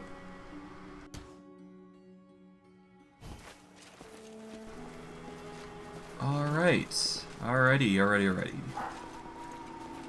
Ready, Teddy. Okay. As you approach the Six Bears campsite, you hear some rising noise and rumbling. Gathered outside their tents, the men of the tribe are having a heated discussion over something. One of them, a huge gray-haired man, with a scar on his face, shouts, "Brothers, this cannot go on. We need our new chieftain, or this tribe is no more. Akaya has lost his instincts. He led us into a trap. We almost got killed in the war with Brevoy. All of us. Damn it, the only reason he still breathes is the Kinslayer was too weak to finish him off. Away with the old fool." Grinding his rotten teeth, Akaya tears a heavy necklace from his neck and throws it into the dust. "Take it. May you all choke on it. I'll see how you manage without old Akaya." So who's gonna be next chieftain? Maybe you? Me? Oh no, the chieftain must know what threatens the tribe, be able to defend it. If we were home, I would fight for power, but here, in the southern lands, we need a different kind of chief. I say Nilak. There's grumbling in the crowd, but the barbarian continues shouting over it. "Think! Who led us through Numeria? Was it Akaya? No, it was Nilak, who negotiated with the local tribes while he huffed and beat his chest.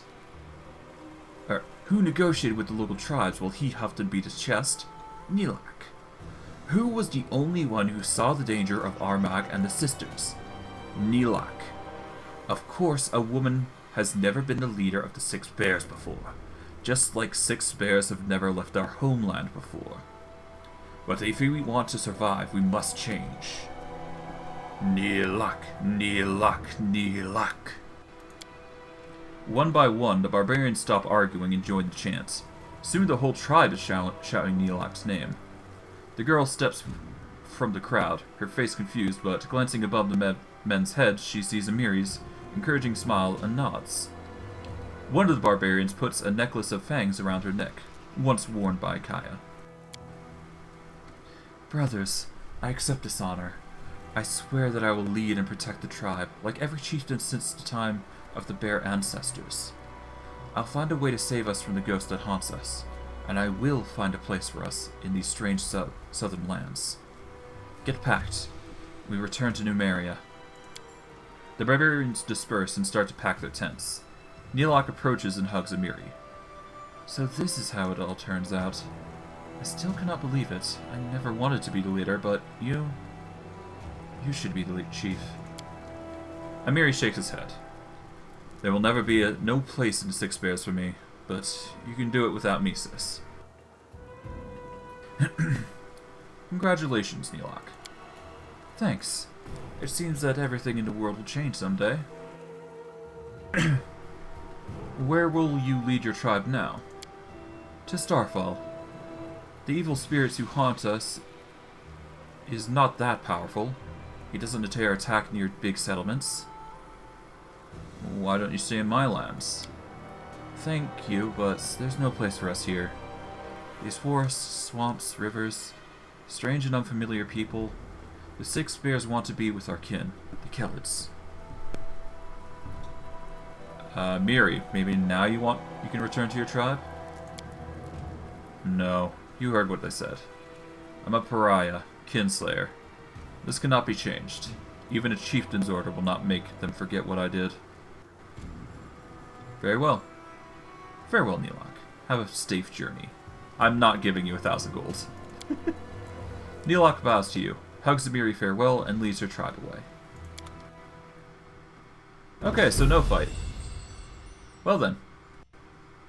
I mean, that works for me.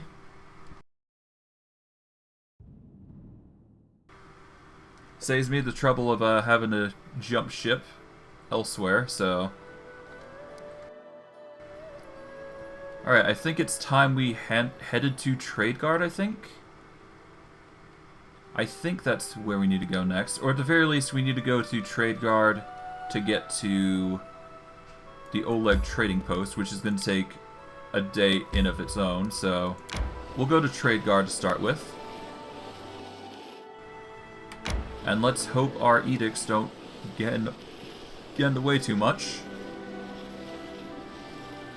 Should only take a day. Yep, hold on. Let's see. Did I succeed? Mineral Spring is a success, and the fire is a success. Good. Saves me the trouble of using it up other means. I can have a trade agreement with somebody else as well while I'm at it. I guess while I'm at it, I could probably get the trade agreement with Galt going, but I'm actually going to abstain from that for now. In favor of doing something else. Well, I guess I could just save my BP. There's nothing stopping me from doing that, at least. I'll purchase more as I go, but I shouldn't need to. Alright. Nope, that's fine. Just keep pressing Trade Guard. Now, before we enter this location, can I manage my group? Okay, no. I'll enter the location, sleep, so we can get some proper rest. And check out the area, because we could probably sell some stuff to make ourselves lighter. Or at the very least, we can just walk around seeing what there is, which is fine.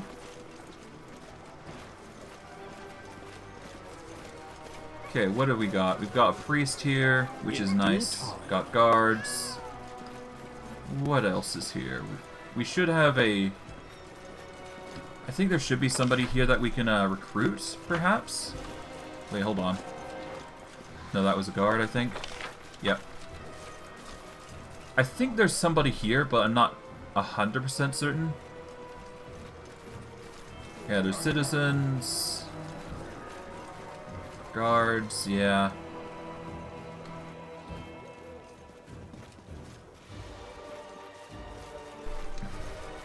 Okay.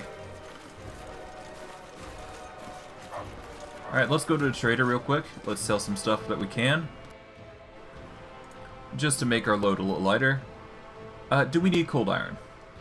Cold iron's good against Fae. It is +3 weapon, but it is a dwarven war axe, so kind of pointless for us, but we could give it to Harrim, so that is an option for him. We'll take off the flail, though, if we're going to do that.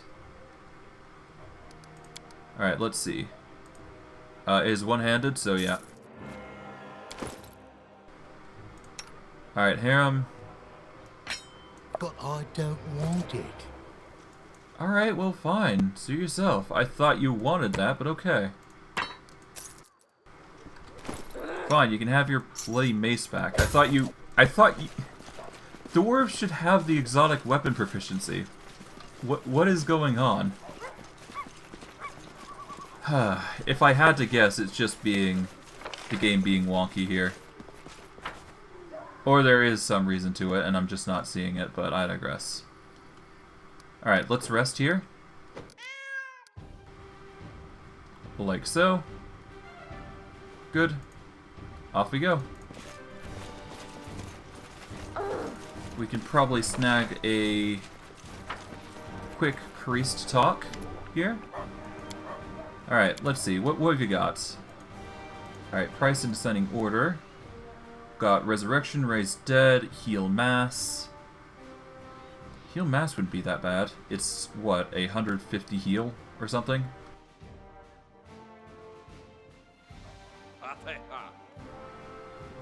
It's like, what? It's a lot of healing, I know that for a fact. It's like... It's cast level 17, so it's very clearly 170%, or 170 heal, so... Let's get 10 of those.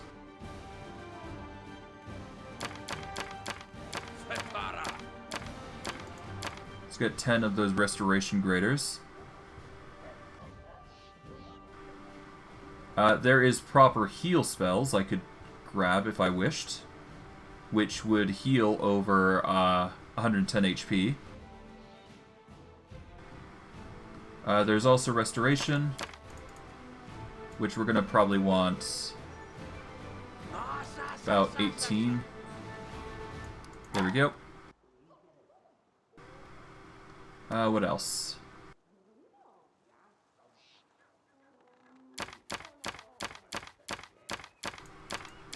Yeah, let's just get 10 heals. There. Done. It probably seems like an unnecessary thing to do, but there is reason I'm grabbing these. This is for the near future, because ability damage is always going to be an issue for us. It is never going to change. The most we can probably do is just prevent it through various means, but the only things we can technically prevent against is poison, which is not a good thing to do. Which is nice, but not perfect. Okay, we can't warp yet, so we're going to have to travel to the Oleg trading post by feet. Which is par for the course for us, I guess. But now we're dealing with Nok Nok's issue. So that's going to be something. Alright, we got an event. Undead Rising. Okay,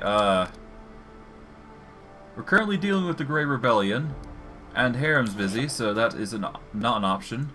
But we've got 5 days left on his edict, so we should be fine if we take some time. Now, there shouldn't be any fights in this one, I don't think, but... yeah, it's hard to say, to be honest, at this rate. We'll just wing it at this point, even if we get tired. Fates. Alright, come on guys. Just march your way forward. Slowly but surely. I'm there. Okay. Time for the goblin issues.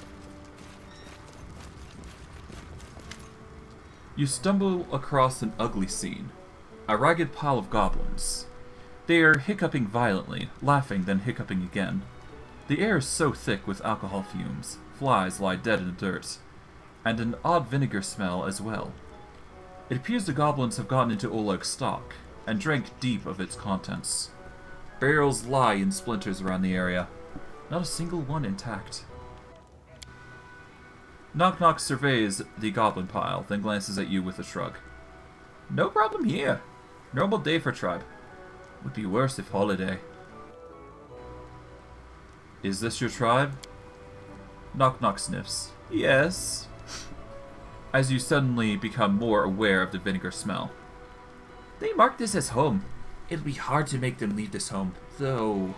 He glances around in disapproval. It is much smaller than the capital. Capital would have much more room for them. Not have to lie and pile. Could be lying down drunk everywhere. He turns to one of the groups entwined in the masses. You, Runny Longlegs, why did you stop running? Why make home here? The goblin lifts his head slightly, his eyes beerily red? Or blaringly red, I guess. His legs are indeed long and folded back, almost like a grasshopper. Kept getting chased. No place to settle down. Got hungry, then caught. Then we sent here, and now... Caught? By who? Big Shanks. Bigger than you. Longleg blinks, then scratches the side of his head with his foot. Fatter. Smelled big. Or smelled better. Big chub. Was eating sheep. We tried to share his sheep with us by taking one. A small one. In the night while he snore. But we not ask first, so he got mad. After eating half of us, he got so full he ready to trade. He say if we find him something to wash other goblins down with because they were still squirming in his gut, he let us go. He knew a place. Here, at Post, but at the sample kegs to be sure. Make them leave or I'll do myself. Listen. Nok Nok, big hero. You do what Nok Nok say. But... Nok Nok frowns, ear twitching. Tell me where Big Shanks now. When he expect you back? Did Big Shanks follow you? At that moment, there's another waft of a foul air, and a shadow falls on the ground. All the goblins in the pile lift their heads at the new arrival. A towering hill giant with mismatched coveralls. A necklace of hands and skulls, and a makeshift club composed of several timbers tied together with rope. He looks very, very angry. Not just at the pile of goblins, but the splintered, empty barrels. That him? He says unhelpfully.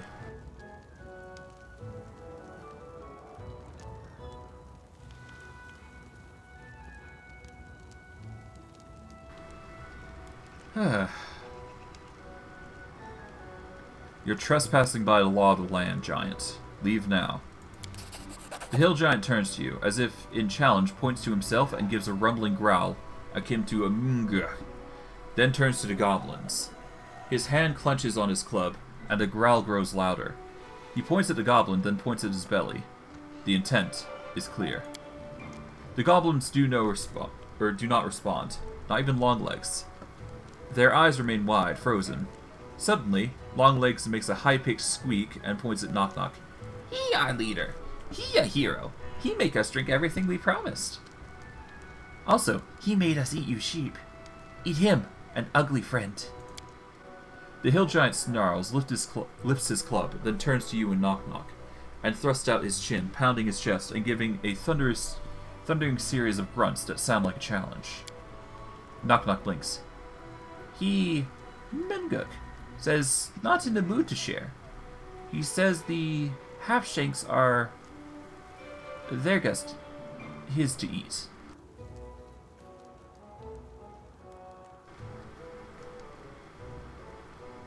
You understand him? I can. Nok Nok seems embarrassed. Got caught by hill giants once. Kept as a toy for their kid. Until ran away. You can eat them for all I care. He says he eat all half-shanks. That includes you. You are half-shank to him.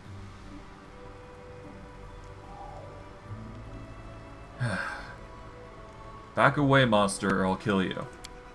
Munguk may not understand you, but is keen on catching your tent. He growls and raises his club, then growls again.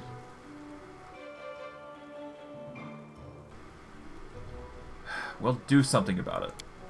Nok Nok swallows and takes a deep breath and strides up to Hill Giant, barely cresting his knee. He then gives a few short, drawn-out squeaks. The Hill Giant doesn't respond, seemingly confused. Nok Nok repeats himself, and again is met with silence. Frustrated and without thinking, he kicks Munguk as hard as he can, and howls in pain.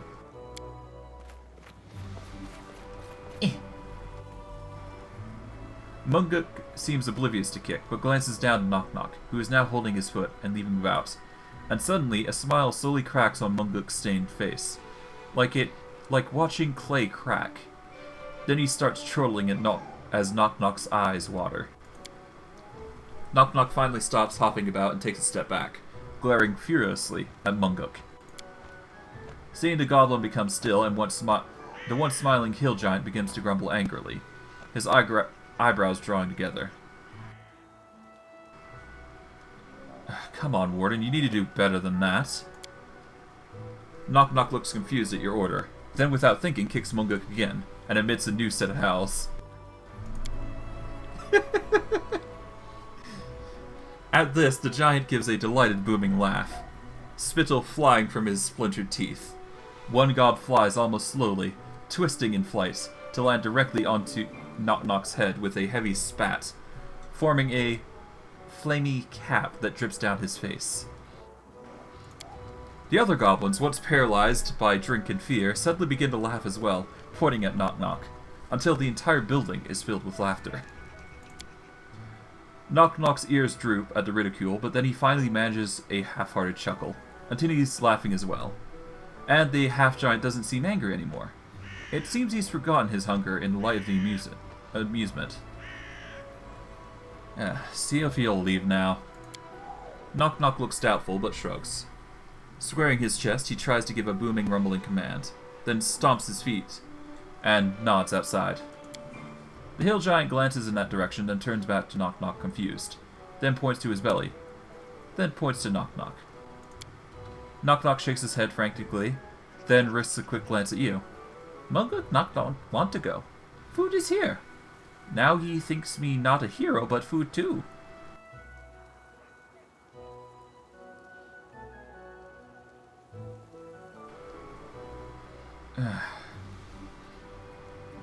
Tell him there's food where he's going, and drink. Nok Nok nods. He gives a series of rumbling grunts, very quick in succession, then spreads his hands out wide, then spreads them high, standing on his tiptoes. After that, he settles back on his heels and pats himself on the belly with a mmm sound, which doesn't need translation.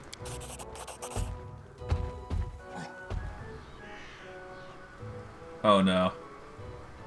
Munguk absorbs this dully, then glances at the goblins. He gives a short, dismissive grunt, then glances back at Nok Nok and shrugs.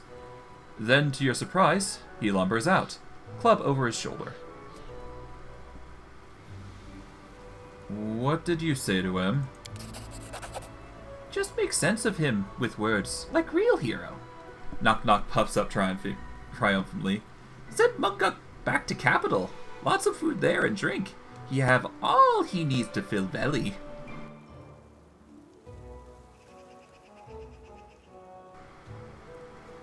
What? Why'd you do that? Nok Nok loses some of his puffed upness, his ears drooping. I not counsel well? But hero good at chasing off giant means Nok Nok good hero, right? Ignoring him, piles of goblins are watching you as they sober up. The goblins seem ready to bolt. You catch Longlegs slowly uncurling himself from the pile, apparently ready to run. You do notice a number of the goblins are looking at Nok Nok with strange fascination. Dealing with the giant must have impressed them.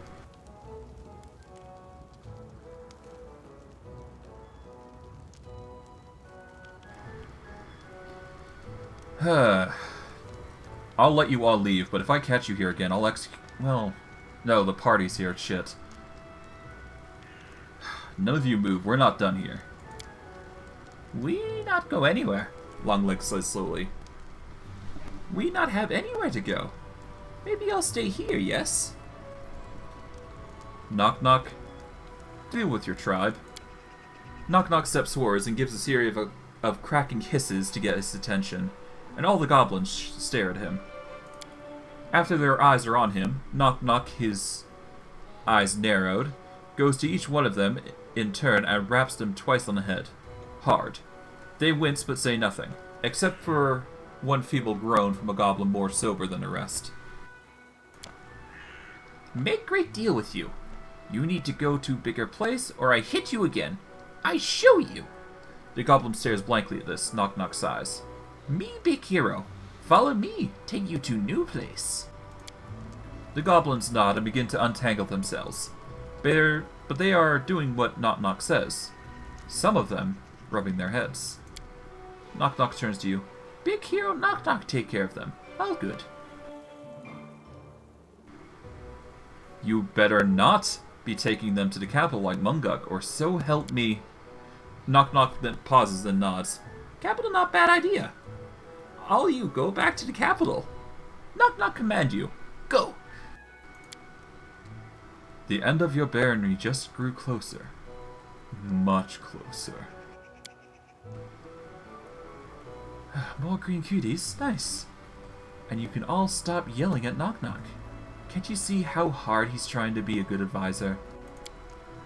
To your horror, the goblins scamper away, running in all directions, but towards the direction of your capital city. And with that, I've leveled up. Great. Well, at least the problem's dealt with, I guess, but it's not a good thing.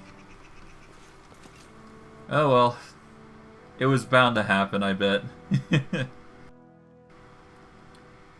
Okay, let's see. We've got one level in Alchemist, obviously, so we don't need to worry about that. We can get a next level, I guess, if we wish. Assuming we want a medical discovery, but I don't think we need that. So I've got a choice between Draconic Breath, and let me check my scaling real quick to determine what unarmed I need, because Flurry of Blows is a important thing here. Once I hit level 16, which is Adamantine, so this is level 12, 13, 14, 15, 16. So once I hit the Adamantine key power, basically that's it for levels in Monk.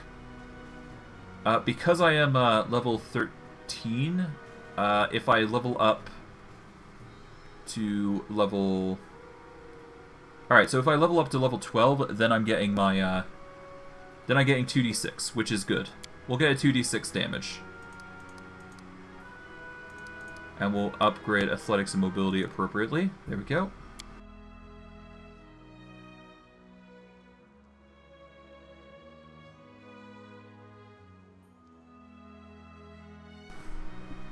Okay. Now I do have the option of Trip, so that is something I have available to me. I can also get Greater Trip and Fury's Fall. Alright. Whenever you successfully trip an opponent, that opponent provokes an AOO. Okay, so if I start tripping people, that's going to be pretty good. Alright, when making a trip attack, I can add my dex bonus to trip. We're going to want Greater Trip, though. Adventures can wait. Alright.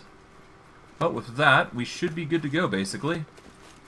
Everybody's got their level up sorted, so... Well, I don't need a level up anyways. But there is one more thing. I need to call forth the next one. I need Kalikkes here for this part. So what we're going to do is we're going to exit out of this area. Yep, we'll leave.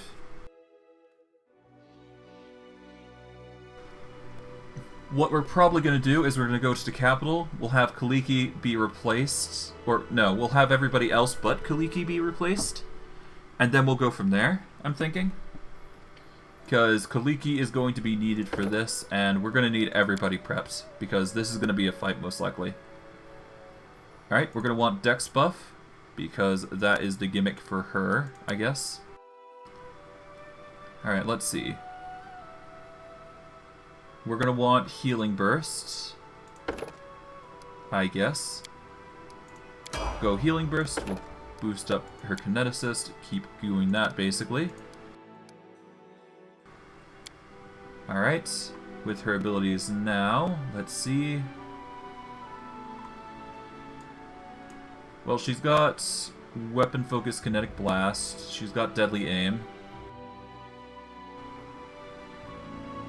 What is it? What else do we need? We need something else.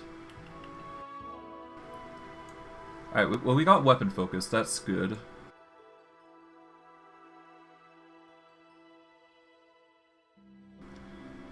What else is needed? I guess Vital Strike could work, I think, but I'm not sure.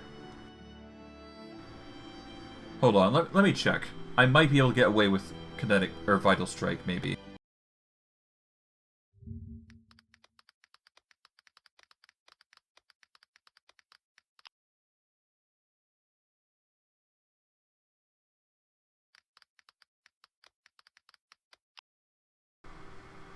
Okay.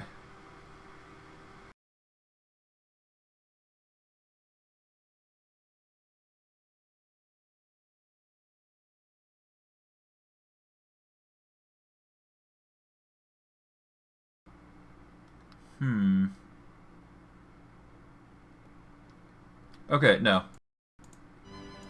Any martial maneuvers I cannot use with kinetic blasts, apparently, so that is not an option. There is a possibility it could work with the melee weapon, though, but that is not a guarantee. Let's see. I'm gonna grab Outflank for the sole purpose I might be able to use it, but if I can't, then that's fine. I'm not gonna be too concerned about it. There is a pushing maneuver. And that would provoke, I think, so that is an option. Alternatively, I can entangle, which does provide benefits and downsides, so I'm going to grab Entangling Infusion. Alright, let's boost her kineticist level again. Alright. Boost that to 10. There we go. Any bonus feats? We're going to get Greater Bull Rush, I guess. I mean, we already got Bull Rush, so might as well. And I guess I can technically grab the pushing infusion, so there is specifically that I can get. Alright, let's get improved critical in kinetic blasts, so 19 to 20. Let's get pushing, or... chilling infusion would stagger them, though. Let's get pushing. We can always get the chilling and... yeah, we can get the chilling infusion next, I guess. Alright, 20 dex, boost to stats, there we go. There's kinetic revivification. We should probably grab that, actually. That might actually be really good in a pinch. Alright, kineticist, level 13. And from here... what do we do? Could have critical focus. That's an easy choice. And we'll grab chilling infusion. There we go. And from here, we just go back to the capital. It's a long journey, of course, but it's one day and 9 hours, so for a trip for us right now, this is probably for the best. Why don't we set up camp? Oh, hold on. Sis. Right, we've got the drunken rage. Oh dear. I completely forgot. Alright, before we do that, I'm gonna replace Mistral with somebody more fitting for the role. Hey Tristan, how about you get back into position? Become our diplomat and solve this issue. Okay, we got the Dead Rising, we've got the Craftsman Strike, so we're gonna need to wait 12 days for that. Which will make it 26, so we will be eventually able to solve that. This is a problem anyways, so... Alright, Grey Rebellion, okay. So we're basically near done with all the problems, basically. Alright, before we're done, let's do a quick save. Once we are at the capital, then we should be good and golden to replace everybody, except for... that, okay.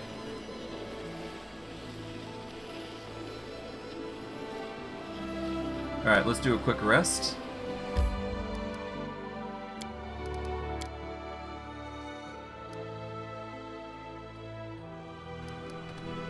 You know what? Actually, let's enter here. Let's go to our throne room so we can rest inside the capital, and then we can get going. It's a lot better than just hanging around, that's for sure.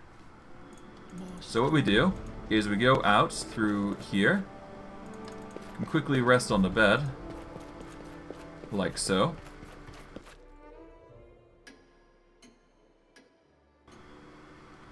And there we go, we don't even have to use rations, which we didn't need to before, but never hurts to check.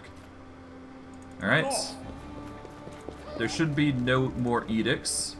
Never hurts to check, but it's fine. We don't need it. Okay. Let's leave. Let us drop everybody except her.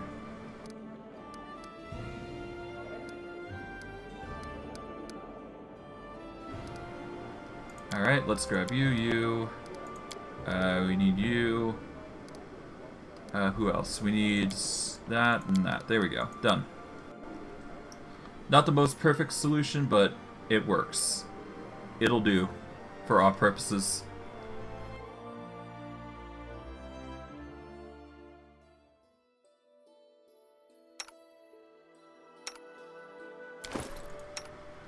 Alright, I guess Kanara. Level 13. She's got an infusion, metakinesis quicken, if we ever need it. There we go. Alright, what abilities should she have access to? I guess the next best thing would be to get her critical focus. Here we go, critical focus. That'll give her a +4 on confirming crits, which is actually really good. Alright, we've got some special infusions we can use, or we can get creative with it. I think detonation pretty good. Let's go detonation.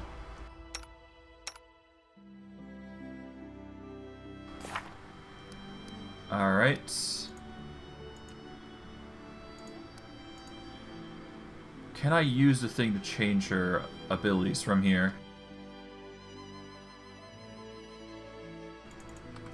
Okay, I can't. Okay, rip. Although, there is something I've been meaning to do. This would technically be the time to do it, I guess. So 1 second while I reorganize the group. There we go. Let's go over to the Gundren River. I've been meaning to do this for a while now, but I've not had the chance. So I'm going to do it right now. I'm going to change. Or at least I'm going to be dealing with something that has been plaguing our lands for quite a while, that we have never addressed yet. Alright, Kanara, we need to swap you back. Alright, we got the key revivification. Got metamagic maximized. We got metamagic quicken. Okay.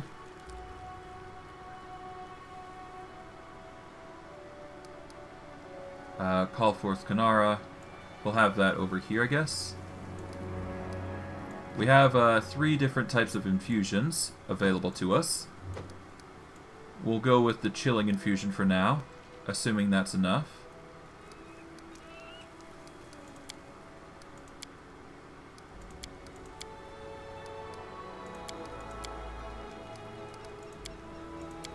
Okay, if we get this and this, then it's 2. Alright, so by putting it... Alright, so we can have maximized, at least. But that's about it. And we can only add a chilling infusion to it. However, if we add pushing infusion instead...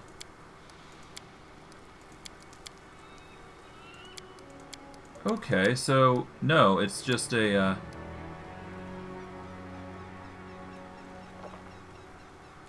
Okay, we can stagger, so whatever. The point is we can make it work. Okay, in that case, before we go anywhere further, I'd like to do something real quick. Wait, what the hell? Alright, hold on.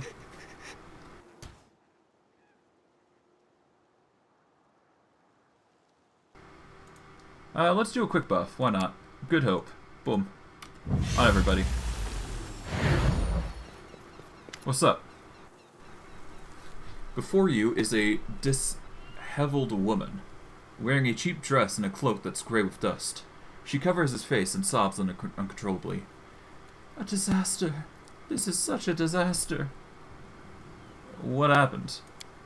The woman raises her face, tears still streaming. Her eyes widen as she recognizes you, and she shudders. Baron, it must be Providence that sent you to me. Only you can help me. She wipes her cheeks and stifles another sob. I was robbed by a forest monster. It took my most valuable possession, my great-grandmother's pearl string. I was hoping to pay the bandits at the bridge with them. Their family heirloom, a real treasure. My great-grandfather bought these pearls all the way from the Elder. I thought that it would be enough to get me to Galt, but then I was ambushed by that vile beast. I was so frightened that I dropped all my belongings and ran. When I came to my senses, I was too late. Oh, what am I going to do now? I'm so scared of going back. Where are you from? From far off. I promised my cousin I'd visit her in Galt, but now this. You brought a priceless family heirloom along on a visit to Galt. Forgive me, Your Grace. It's difficult to confess, but I'm running away. 2 men in my village died from the magic disease. Arrested willing, I'd save myself.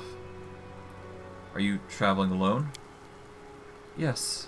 Mother died last year, and my brother moved to the city. I hope at least there he'll be safe from the disease. Describe this forest monster. The one frowns. It had greenish skin, short, with a wide face and red eyes. It jumped out of nowhere, flashing a dagger at me and yelling in Pidgin. It said I should give my money or... The creature description leaves little doubts. It's a goblin. Many of these little pests have recently taken to lurking around the barony. Makes sense. I'll try to find missing jewels. Where were you attacked? Alright, so it ambushed you by the large stone along the road. Follow it northeast, but not too far. Alright, fine.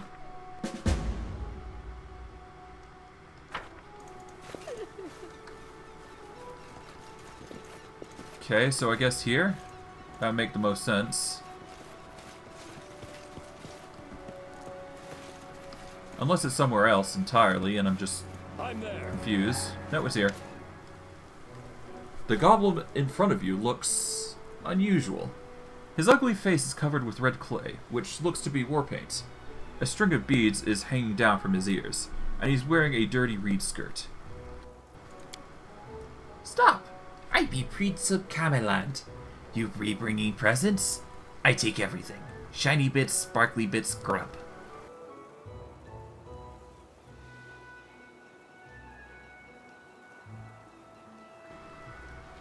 I am the Baron of these lands. Do you know what I do with imposters like yourself? Ah! Prince wants to live! Prince be too pretty to die! The goblin rips the reeds off his head and throws them at you.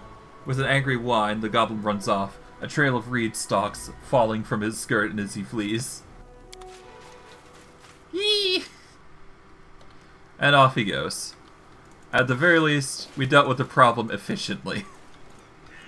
I'm not gonna ask what he's doing here. It's a goblin. If Nok Nok is any description, it's pretty easy to imagine what he's there doing. Is this yours?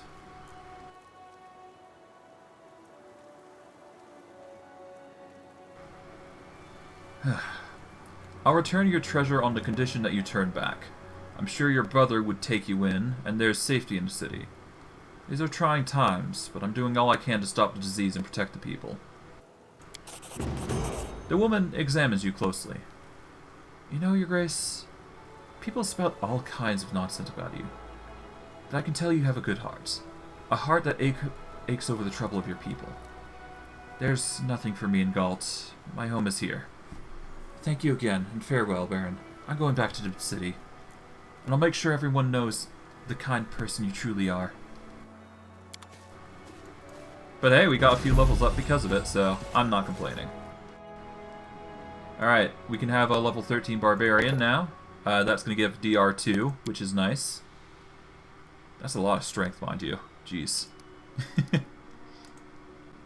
I keep forgetting Samuel's just like a straight up G when it comes to being a tank and things. Okay, I can either get a weapon focus now or focus into critical focus. 1 second.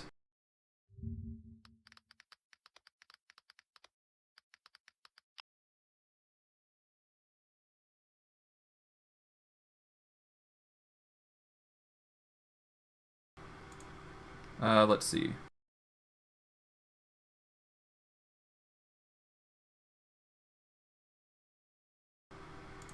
I am looking for the best weapon. I think I want to focus him on falchion duty because falchions do have an 18 to 20 crit range. So him critting a lot is going to be more efficient than going anything else, I think.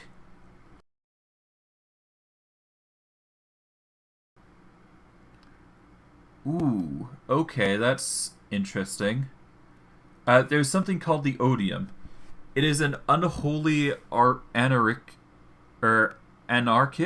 falchion that gives you a 6 enhancement bonus to natural armor, but their charisma is reduced to 1. That's an interesting relic of an item, I must admit. And that's falchions, mind you. Okay. There is the Furious Falchion, but we already sold that. And that's the best weapon you're going to get that isn't debuffed like this. Is there a better weapon I can use?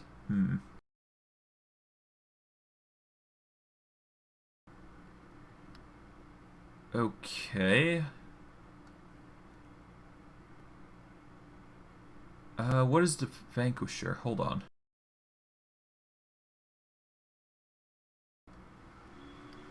There is the Destroyer, which is an anarchic, unholy, vicious great axe that has a ×4 critical multiplier. There is Retribution. I want the best of the best, preferably.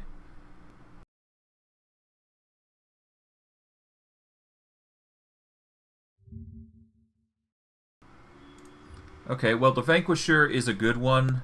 Alternatively, I can go with either the Destroyer or the Lava Forged Great Axe. Probably the Destroyer is going to be the end focus, so I think Great Axe is what I'm going to go with. But before I do, let's see what weapon I currently have. I'm currently wielding a +4 falchion, so that's pretty alright.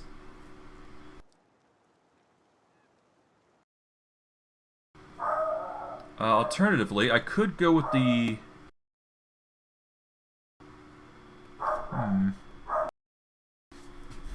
1 second. I need to deal something, as you can probably tell.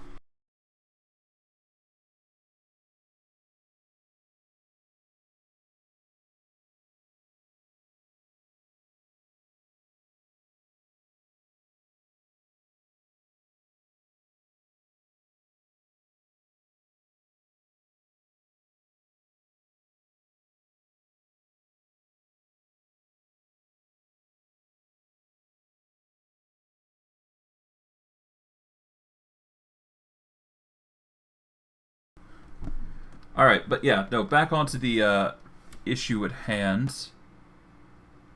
Or, I guess, it's not a concern or issue, I should say.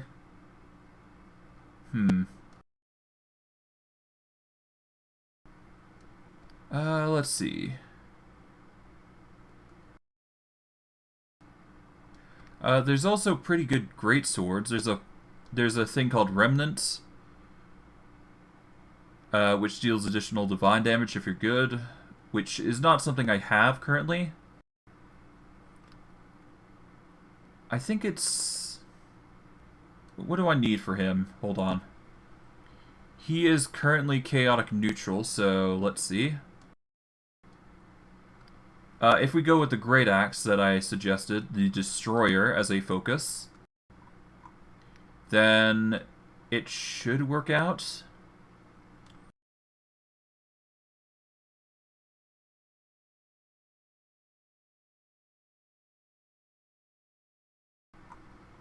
Alright, Anarchic is the power of chaos. Okay.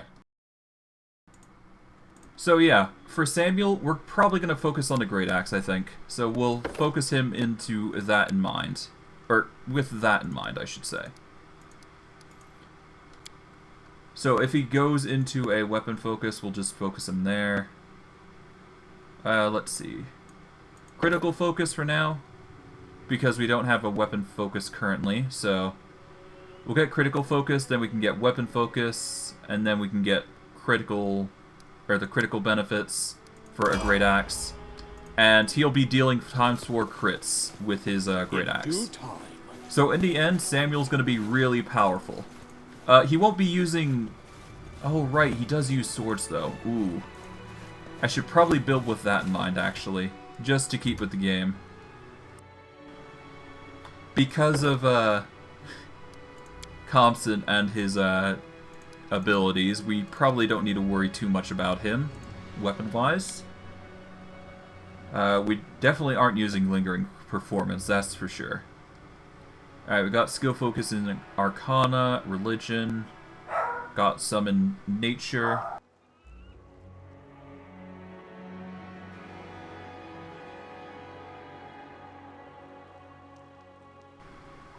Alright, let's get another skill focus. Let's go Knowledge World, just so we have the high aspects of it. Okay, because we've got Sorcerer now, we now got Druid, so now we can set up with that in mind.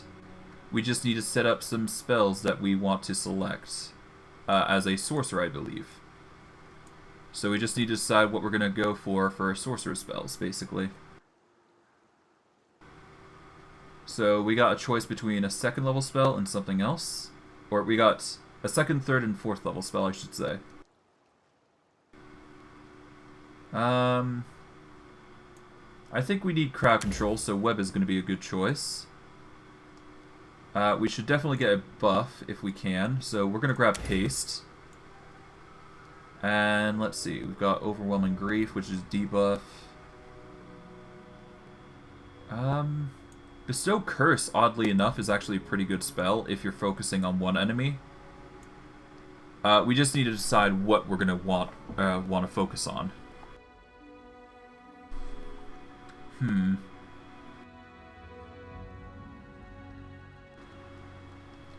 Honestly, Bestow Curse would be pretty good. It'd be pretty ballin', but again, he'd have to go into melee, which is not the best choice for him.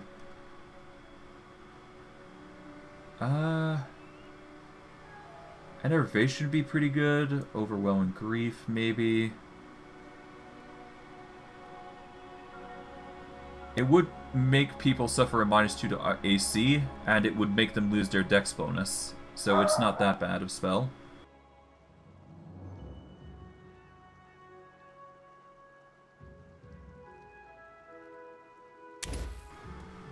I'm gonna go with Overwhelming Grief. 1 second once more.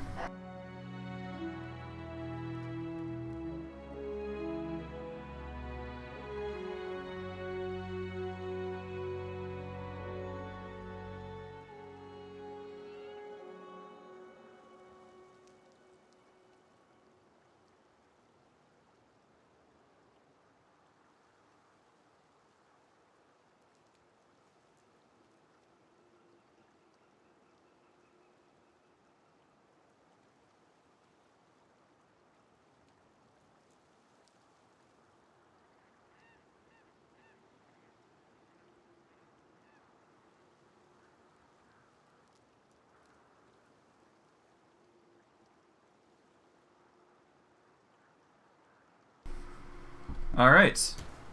Now, we can head on over to this place right here. Because there is some creature that we have yet to fight, but we technically have fought, but we haven't actually killed yet, I don't believe. Yeah. It's this guy again. Now, for those of you who are familiar with this creature, you will know that I've had my own legend. I've had mixed experiences with this dude. On one end, he is a very... on one hand, he's pretty good to fight against, but on the other, there are instances where I worry. Because he is a dangerous foe, whether I like to admit it or not.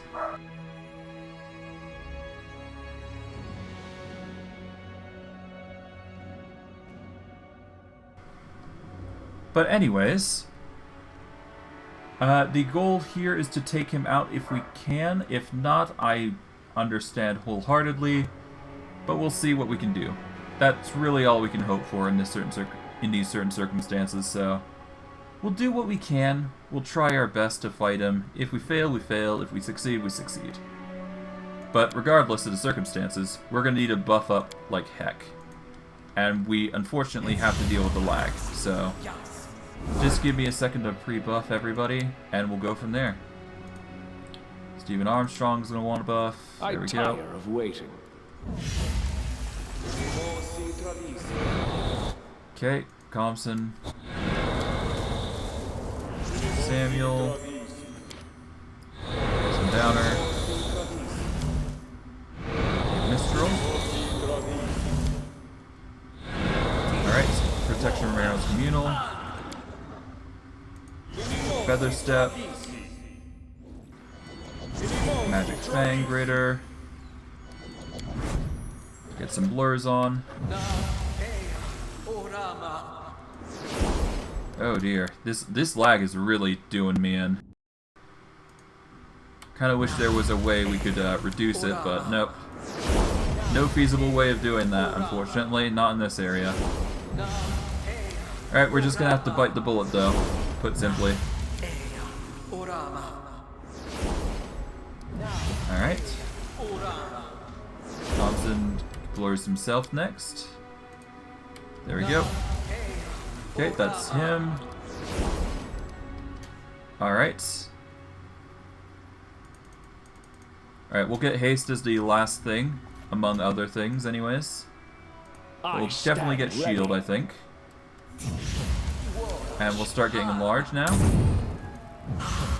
Alright, once he's doing that, we get remove fear, and we start buffing everybody up in addition to that. Alright, poison. See invisibility. Oh, did we not do the... No, we did delay poison. We're just immune to it in our lands, I guess. So there is that. We're going to want fire. If I'm not mistaken, we're going to want acid. I'm fairly certain he's got no cold. Worst case, I'll just make cold as a focus, but that's fine. Alright, fire. Electricity. Acid. We'll quickly get cold, just in case. We'll enlarge Samuel next.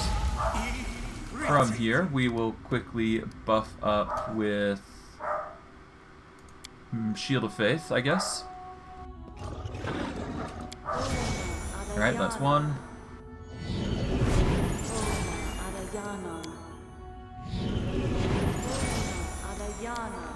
Alright, 4. And finally 5. And finally we got our last one, which is Aid. Comson, we're going to want you to reduce, or rather we're going to want you to enlarge Mistral while we're at it. Okay. Alright, give Aid. Alright. Alright, We should Thompson, move. we want you to reduce Steven now. Alright, buff herself. And give one to Mistral. Okay. Now what we do is we initiate the fight by summoning in mooks. I probably need to do all this prep, but it does help to have. And once we start getting into the fight, it's going to start moving real quick, I suspect. Alright. There we go.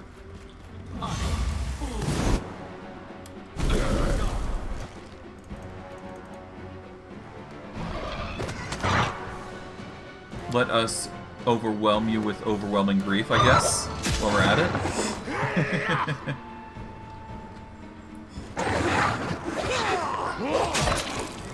Okay. Let's see if overwhelming grief hits you. It does, as you just suffer. Good. Alright, well that was easy. Not bad.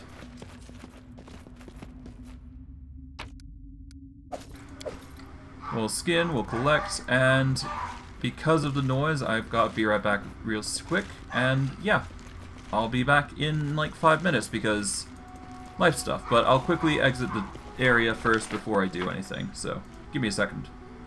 And I'll be back in like 5 minutes. Yep. See you in a bit.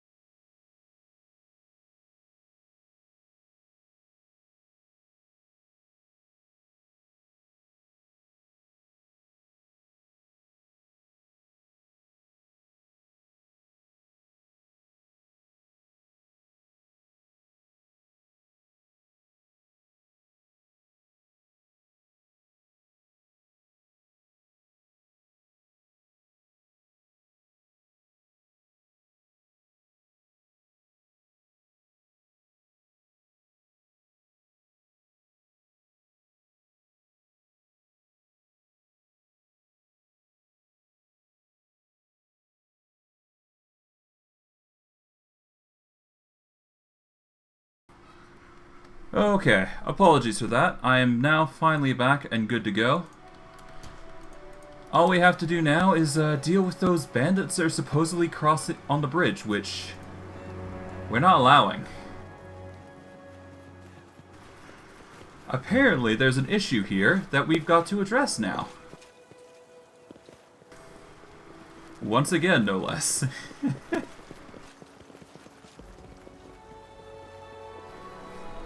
Ah, jeez.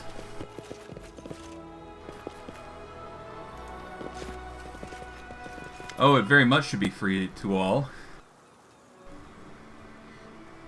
The cutthroat in front of you is well armed, as are the other warriors beside him. He turns to face you. Hey, get in line. Watch where you're going. The man trails off as he sees your face. He recognizes you. By the gods, it's a baron. What brings you here? The man glances at his companions, who look equally uncertain what to do, as his face turns red. Well, of course you can pass, your grace. What's going on here? Well, now, we're guarding the bridge, Baron, from monsters and others, on the Stag Lord's orders.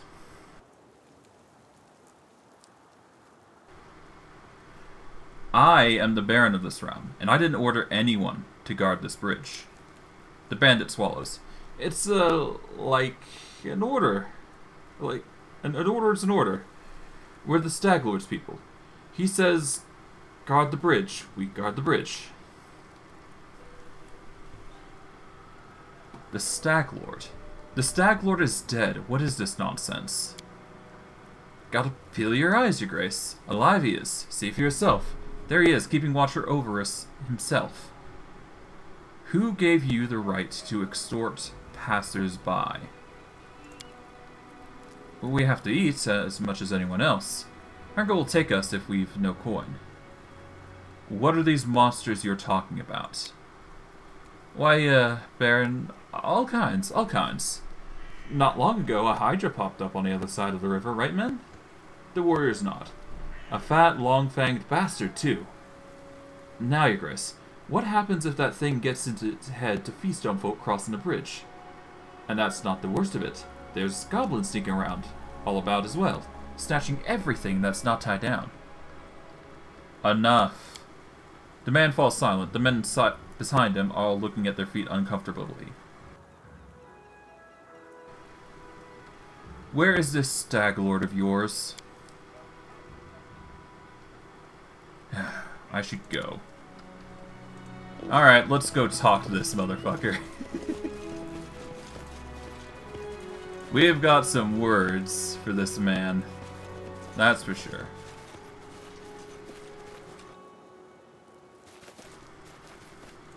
Okay. The infamous Stag Lord looks to be a portly man somewhere in his 40s. His armor is at least too small, or at least a size too small for his bulk. And the ill-fitting helmet on his head is adorned with antlers that vaguely resemble those seen on the head of the previous Stag Lord, now deceased.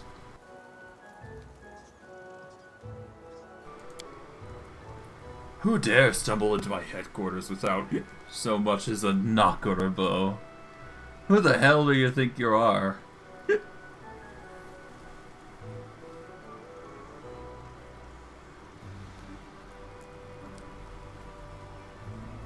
You tried to take some of my lands for your own. What do you have to say in your defense? Insolent fool! All of those surrounding lands are property of the Stag Lord and his daredevils.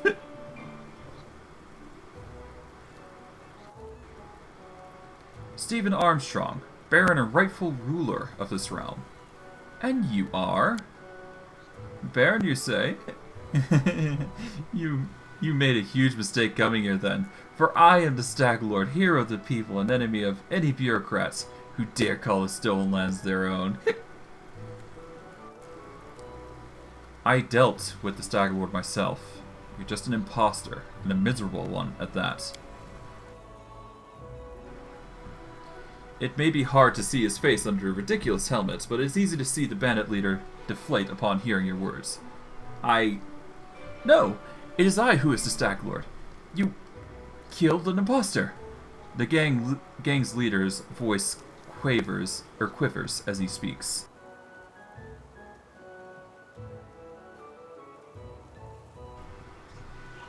You'll hang in the main square as a warning to any other outlaws who might dare cross my path. The money you've collected will serve better in the treasury. No! Please! Mercy! The fat man jumps up and begins running.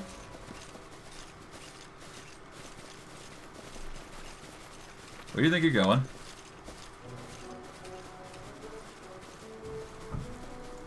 Attack. Alright, there we go. Oh, so apparently he catch him while he's running. Well, I'm not letting him have the chance of running. He's not getting the chance to run. I'm sorry to say, but his death was predetermined. The moment he started bullshitting is the moment he lost his life, really. Well, at the very least, the gear won't go to waste, I guess. Masterwork gear, scale mail, There's some benefits here, so I might as well grab what I can. Okay, what else is there, I guess? Well, I guess most of his crew did end up leaving, though, but whatever. Well, We got more experience out of it, so... Okay.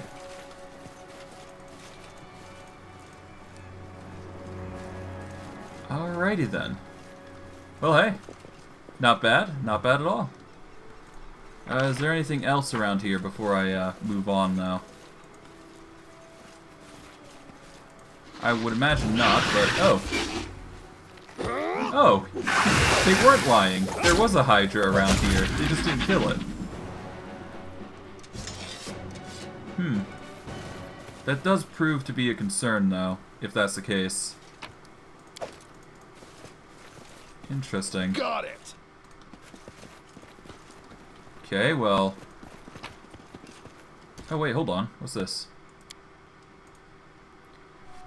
Never before had I seen so many troubles beset our lands.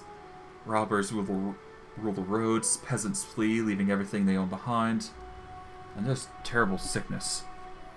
I saw with my own eyes how people got a fever, and then the monsters clawed their way out of them.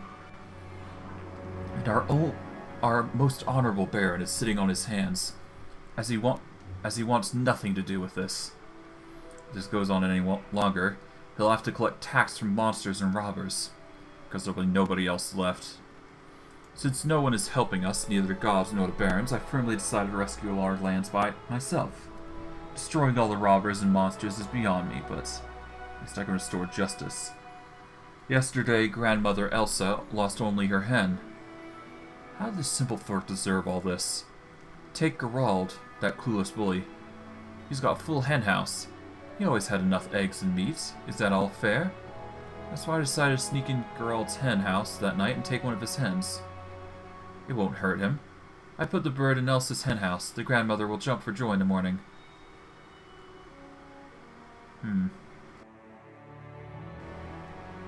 Basically, it's a... The dude is trying to be a hero, it seems. Hold on. Why does he have a key, then? I never liked Grumpy Ralph. He was so prosperous. Okay. I successfully hid the herd, but I couldn't find it anywhere the next morning. Well, I did the horns, skin, and tails. Bad luck. Well, at least Ralph isn't having such a good time anymore. He saw one standing on the road with a rare coat. It was alright, with beautiful spots on the side. He basically became a bandit.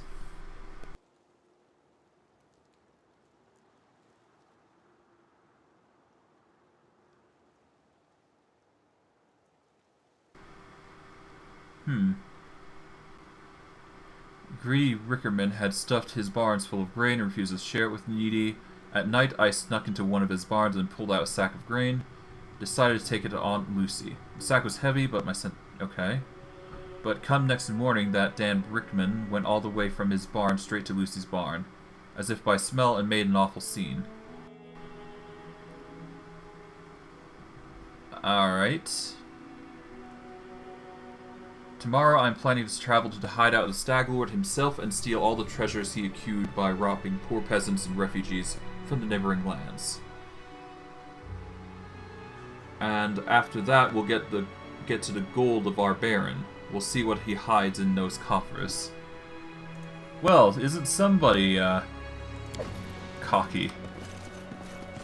He certainly tried, but he failed in the end, it seems. Trying to be a hero, but he just did more wrong than he was right. What a fool. Good effort, wrong place, wrong time. Probably wrong yeah, well, he did good and bad. That's the point of it all. It wasn't a perfect setup for him. Okay, there was a chest, but I kind of already pilfered it, so that key was kind of pointless in hindsight. I'm not complaining, though. It just means that we've got nothing left to do here, so what we're going to do is we're going to dip out, I guess, and get going.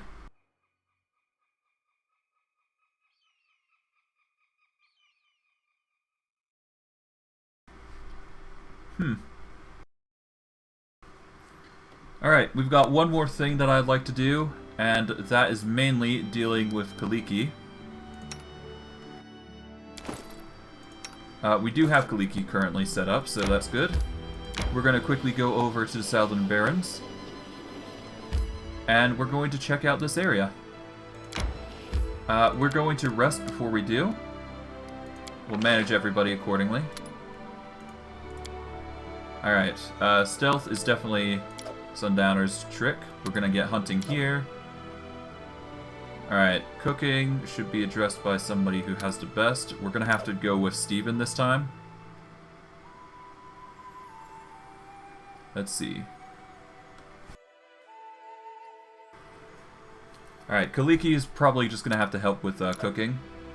We'll get Sundowner on one watch, we'll have Mistral on the other, and there we go. We'll keep the fish on a stick because it is the easiest recipe we can do. And we'll go from there. Honestly, I could probably prepare just like 10 rations at this rate and just have somebody with high skill just working on that. So, alright. Let's get going. I want to enter the Southern Barrenlands for various reasons.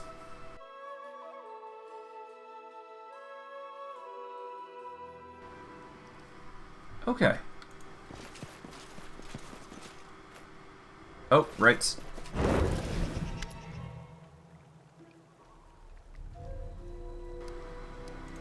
Hold on, before I do, let's load up, because I want to actually prepare for this.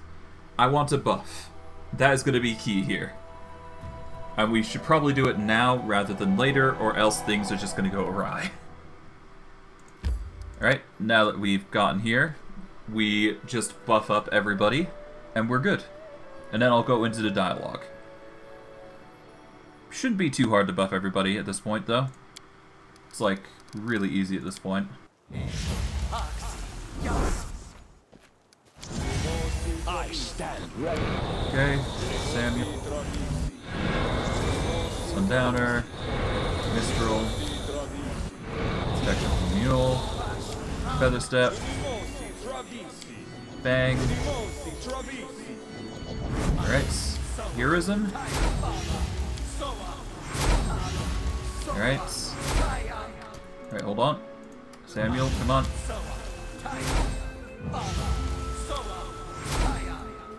Here we go. Kalikkes and Thompson. Alright, give everybody bless. Shield. Alright, enlarge. Alright, Mistral. We'll start getting your buffs out.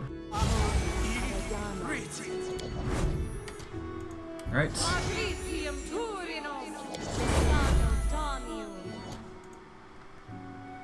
Alright, we get an enlarge off for Samuel next. Alright, Mistral. Your buffs are fine. We're gonna want you to put on Shield of Faith though, real quick.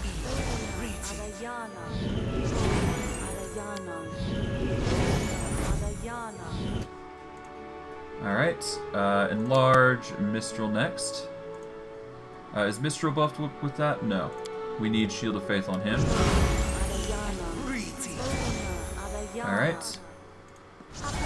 Aid. Alright, reduce person on Steven. And finally we get Sundowner, Samuel, Mistral, and finally Kalikkes. Okay, I think that's it. And we shouldn't need energy resistance, so we'll keep those in reserve just in case. And off we go to the races, I think. So let's do a quick save. Save on 33. And off we go. There we go. You! Kalikkes folds her arms on her chest and glares at the devil. How rude, girl. The forefather doesn't seem insulted.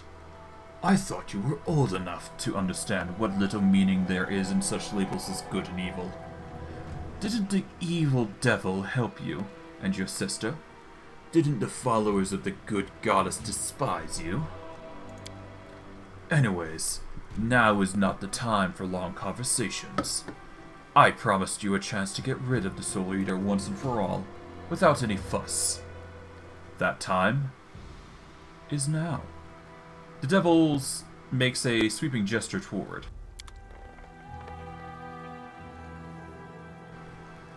There they are.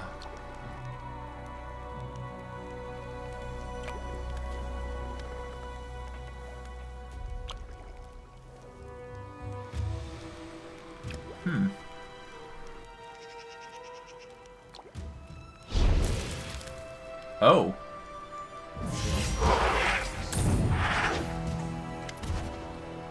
The sweet teeth. No, no. Why so upset, my dear? I used my mastery of illusions to fool the slow-witted Soul Eater.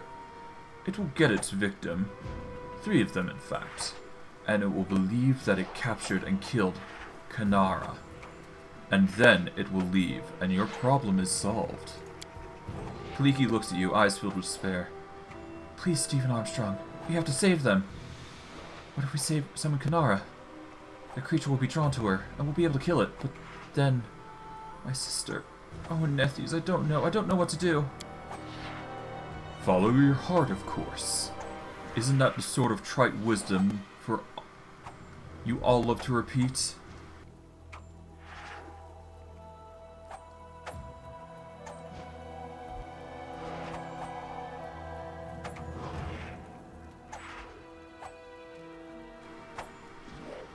I can't put the lives of the Sweet Tooth above Kanara's, or vice versa.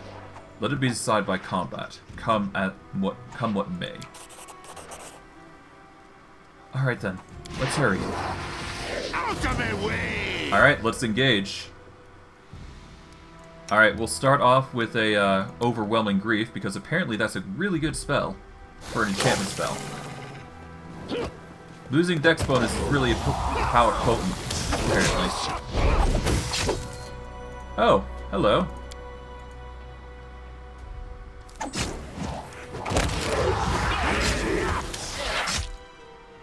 Alright, Kalikkes, we want you to go over here. There we go. Thankfully, skeletons exist. And done is done. Oh, the Sweet Tooth. You're alive. I was so scared. Kalikkes steps forward to embrace her friends, but then stops and turns to Forefather, clenching her fists.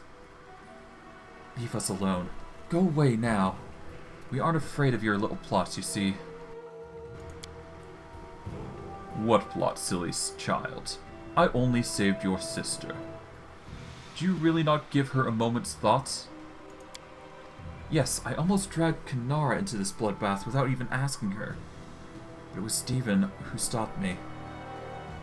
And while you seem while you seem to have been waiting for a chance to push me into the abyss. You sound so confident, but what could Kanara think of this? A shadow of doubt runs over the girl's face. Let's ask her. Oh no. Kanara raises her brow expressively, eyeing the scene.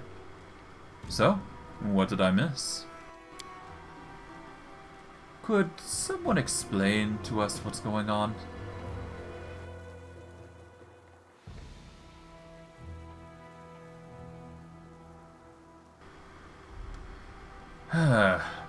The forefather wanted to feed the sweet teeth to the Soul Eater, supposedly to help you, but we interfered. Really?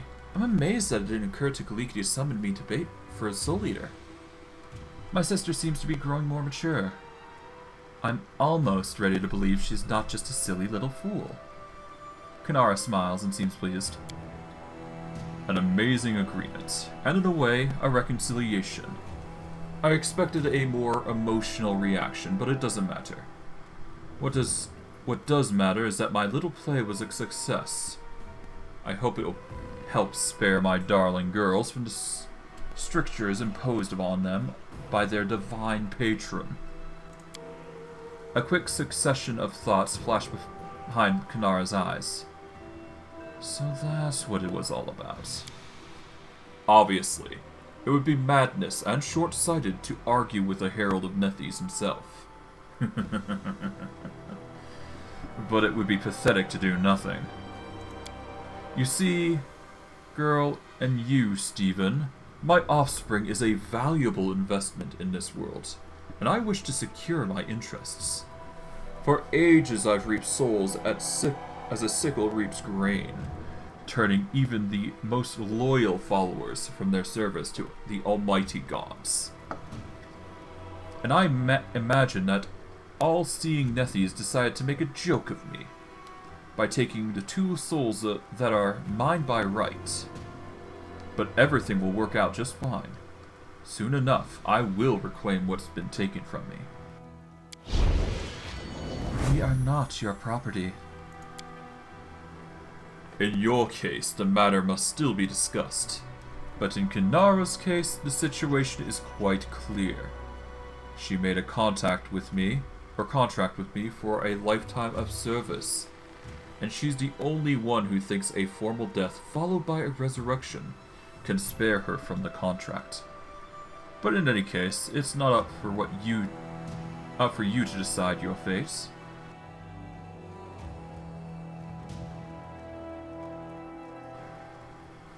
Why did you plot all this, forefather? What's in this all for you? To secure a valuable investment, of course. The mindless monster from Abaddon in hunting Kanara was standing in my way, and I had to get rid of it. But there's more, of course. What kind of devil makes plans without some sinister ulterior motive? I cannot hope to oppose Nethys, who has taken my girls under his wing, but I can drive them to break the god's conditions, thus losing his patronage. And I have succeeded.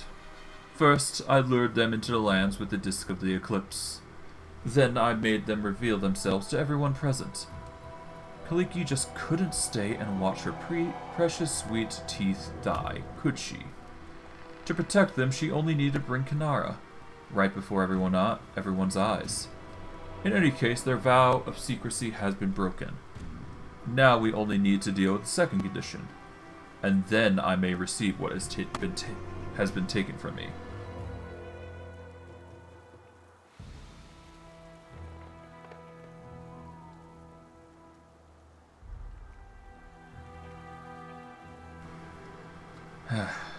Leave, devil. Our conversation's over. As you wish, your grace. We will meet again. Well then. And that covers most, if not all, the companion questlines. And of course the sweet teeth are something, but hey. Alright, that leaves, yeah. Is there anything else around here that I can grab? there's some loot here and there, so I might as well grab those. Kinetic diadem, ferocious mega things, megafaun, I guess. Grab those while we can, I guess. Kill them. Take them out. Alright, death to wildlife, I guess. Alright, grab what we can. Skin, collect. And let's level up our 2 individuals. We can level up Rogue up to 13. That's nice. Bring him up to 13, 13. And I can boost up Persuasion, I guess. There we go. Hammer the Gap. If I make successive attacks, I can increase the damage done. Improved critical is already there. Can I get critical focus? Yep. I'm gonna want that so I can crit more often. Or at least confirm the crits often. We'll get level 13 Inquisitor while we're at it. Boost up our stats here. Boost up Athletics, I guess. No, actually, point into Knowledge Arcana so we have it. Now I can do Greater Dirty Trick if I so desire. Because it's a D4 of rounds, that's probably going to be good. So at the very least we have some tricks we can pull off if we need to. Alright. 3. 355, okay. We've already got Heroism, so we don't need that. I think what we need is a debuff more than anything. Let's see. Litanies. Target is entangled. Target is fascinated. Remove curse, remove disease. There's searing light, so that's a damage spell if we want it. I'd prefer communal protections, so I'll ignore that. I think Fester, oddly enough, is the best choice to prevent healing. But I'm gonna go with Prayer, because Prayer is a good buff and debuff for everybody. What else we got? We've got Castigate Mass, which makes people cower in fear, I guess.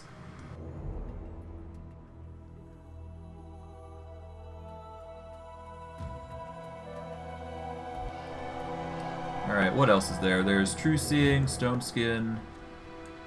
Definitely Communal Stone Skin. That's a perfect spell to grab. I can grab Disrupting Weapon, which will basically dispel spells. Chains of Light is Paralysis, which is a fantastic spell to have. I could get Cure Light Wounds Mass, but no. I'm going to get Chains of Light, I think. Alternatively, I could get Flame Strike or something else.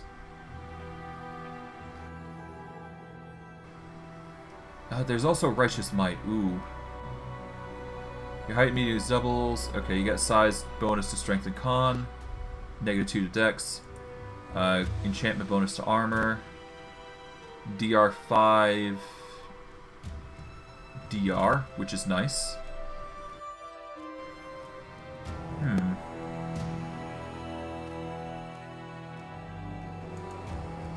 I think it's either Chains of Light or... No, for this, I think Righteous Might is a little better. There is spell resistance, but we might as well get that at communal, I would assume. Or we could get spell resistance as a whole and just buff up everybody, but that's... Again, it's not much of a concern. We're getting Greater Dirty Trick regardless, so... All the same, we'll be fine. Alright, let's see if there's anything else around while we're here. Grab what loot we can, I guess.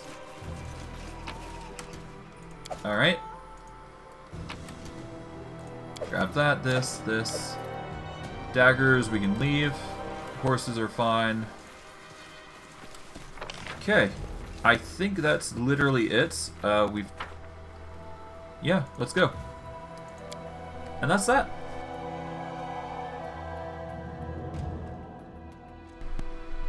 Alright, before we finish off the stream, because I'm thinking that I should probably end it here, I'd actually like to do some edicts before I end off the stream. So I'm going to do that, and once a pressing matter comes to light, we'll get to that.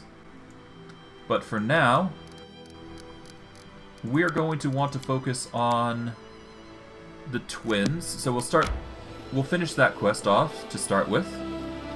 So we're gonna have to go to their home. Alright, we're entering Tussdale. Actually, hold on. Let me check. Ah, perfect. Everything's set up. Good.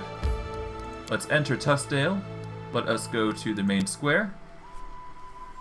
Let us talk with the sisters so we can complete that quest. Get an edict or two out of the way. And I will be explaining what I'm going to be doing for next stream. Or at least that's the plan. And let's hope I can claim some new land, which I can plant some more portals. So I can start advancing the quality of life of everybody. To some degree, anyways. Okay. Before we do anything else, let's see.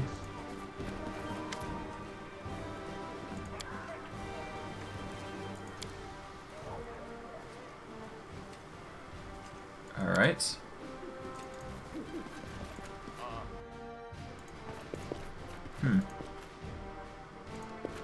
Alright, Kanara.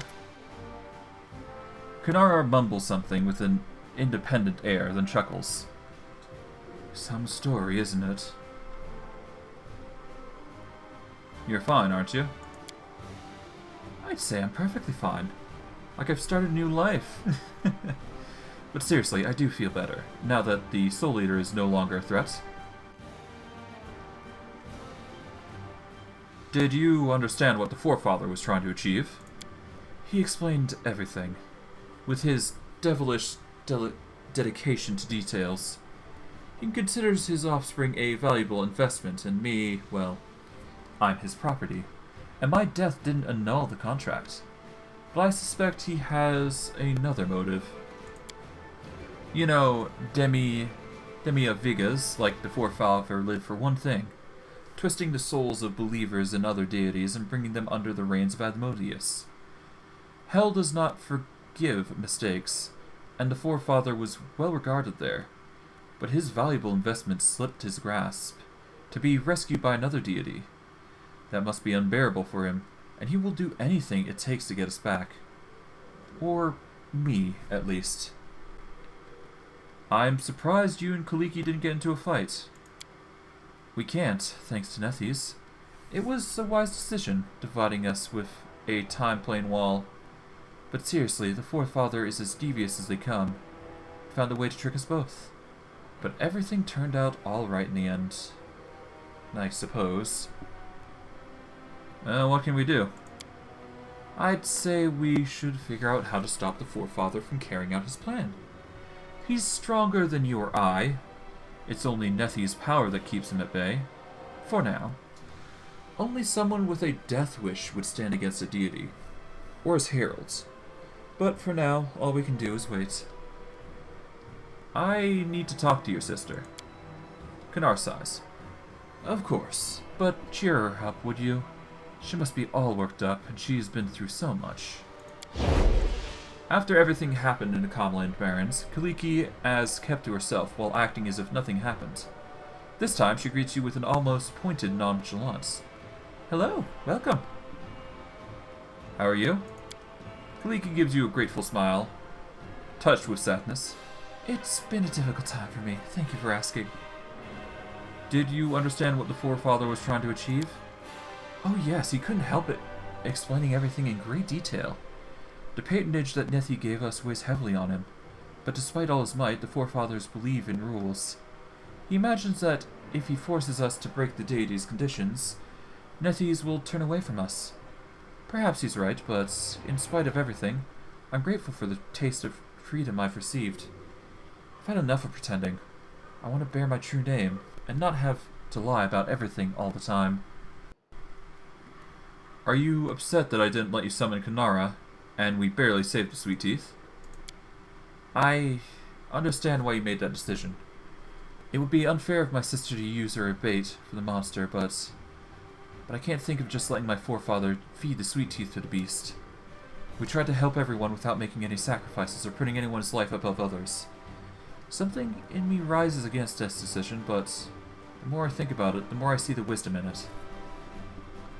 What can we do now? I'm afraid all we can do is wait. The devil promised it's not the end yet. and that he'll make us break Nethi's other condition. I wish I knew how he's going to do that, because it means Kanara and I will meet again. Kalikkes swings her tail nervously. I have to go. So long. Alright. Well, that's done. For better or worse, the Forefathers' plan is a kaput. And things are back to normal. To a degree, I should say. Oh right, I have a draconic breath. It's a line, but it's a breath. Interesting. Alright, let's get back our old kineticist. Monsoon. And, yeah. Let us teleport to the next location I am planning on invading. Because we have a lot to cover. Oh, I was going to do edicts, wasn't I? Ah, whatever. We've got bigger fish to fry. And by that, I mean we've got bigger fish in general. Alright, so let me explain what I have in mind. So, first and foremost, we've got our obvious Tenebrous Depths that we've got to do. So we're going to have to get to Trade Guard to teleport to them, which is easy enough. Let us level up our Kineticist while we're here, actually. So give me a second to quickly go through this. I guess buff up mobility more so. There we go. That'll do. Alright, feats. We've got improved critical. I guess critical focus is obviously a good option. Never hurts to have the critical going. I can get the grappling infusion, but I don't think I need it. Let's see. Deadly Earth.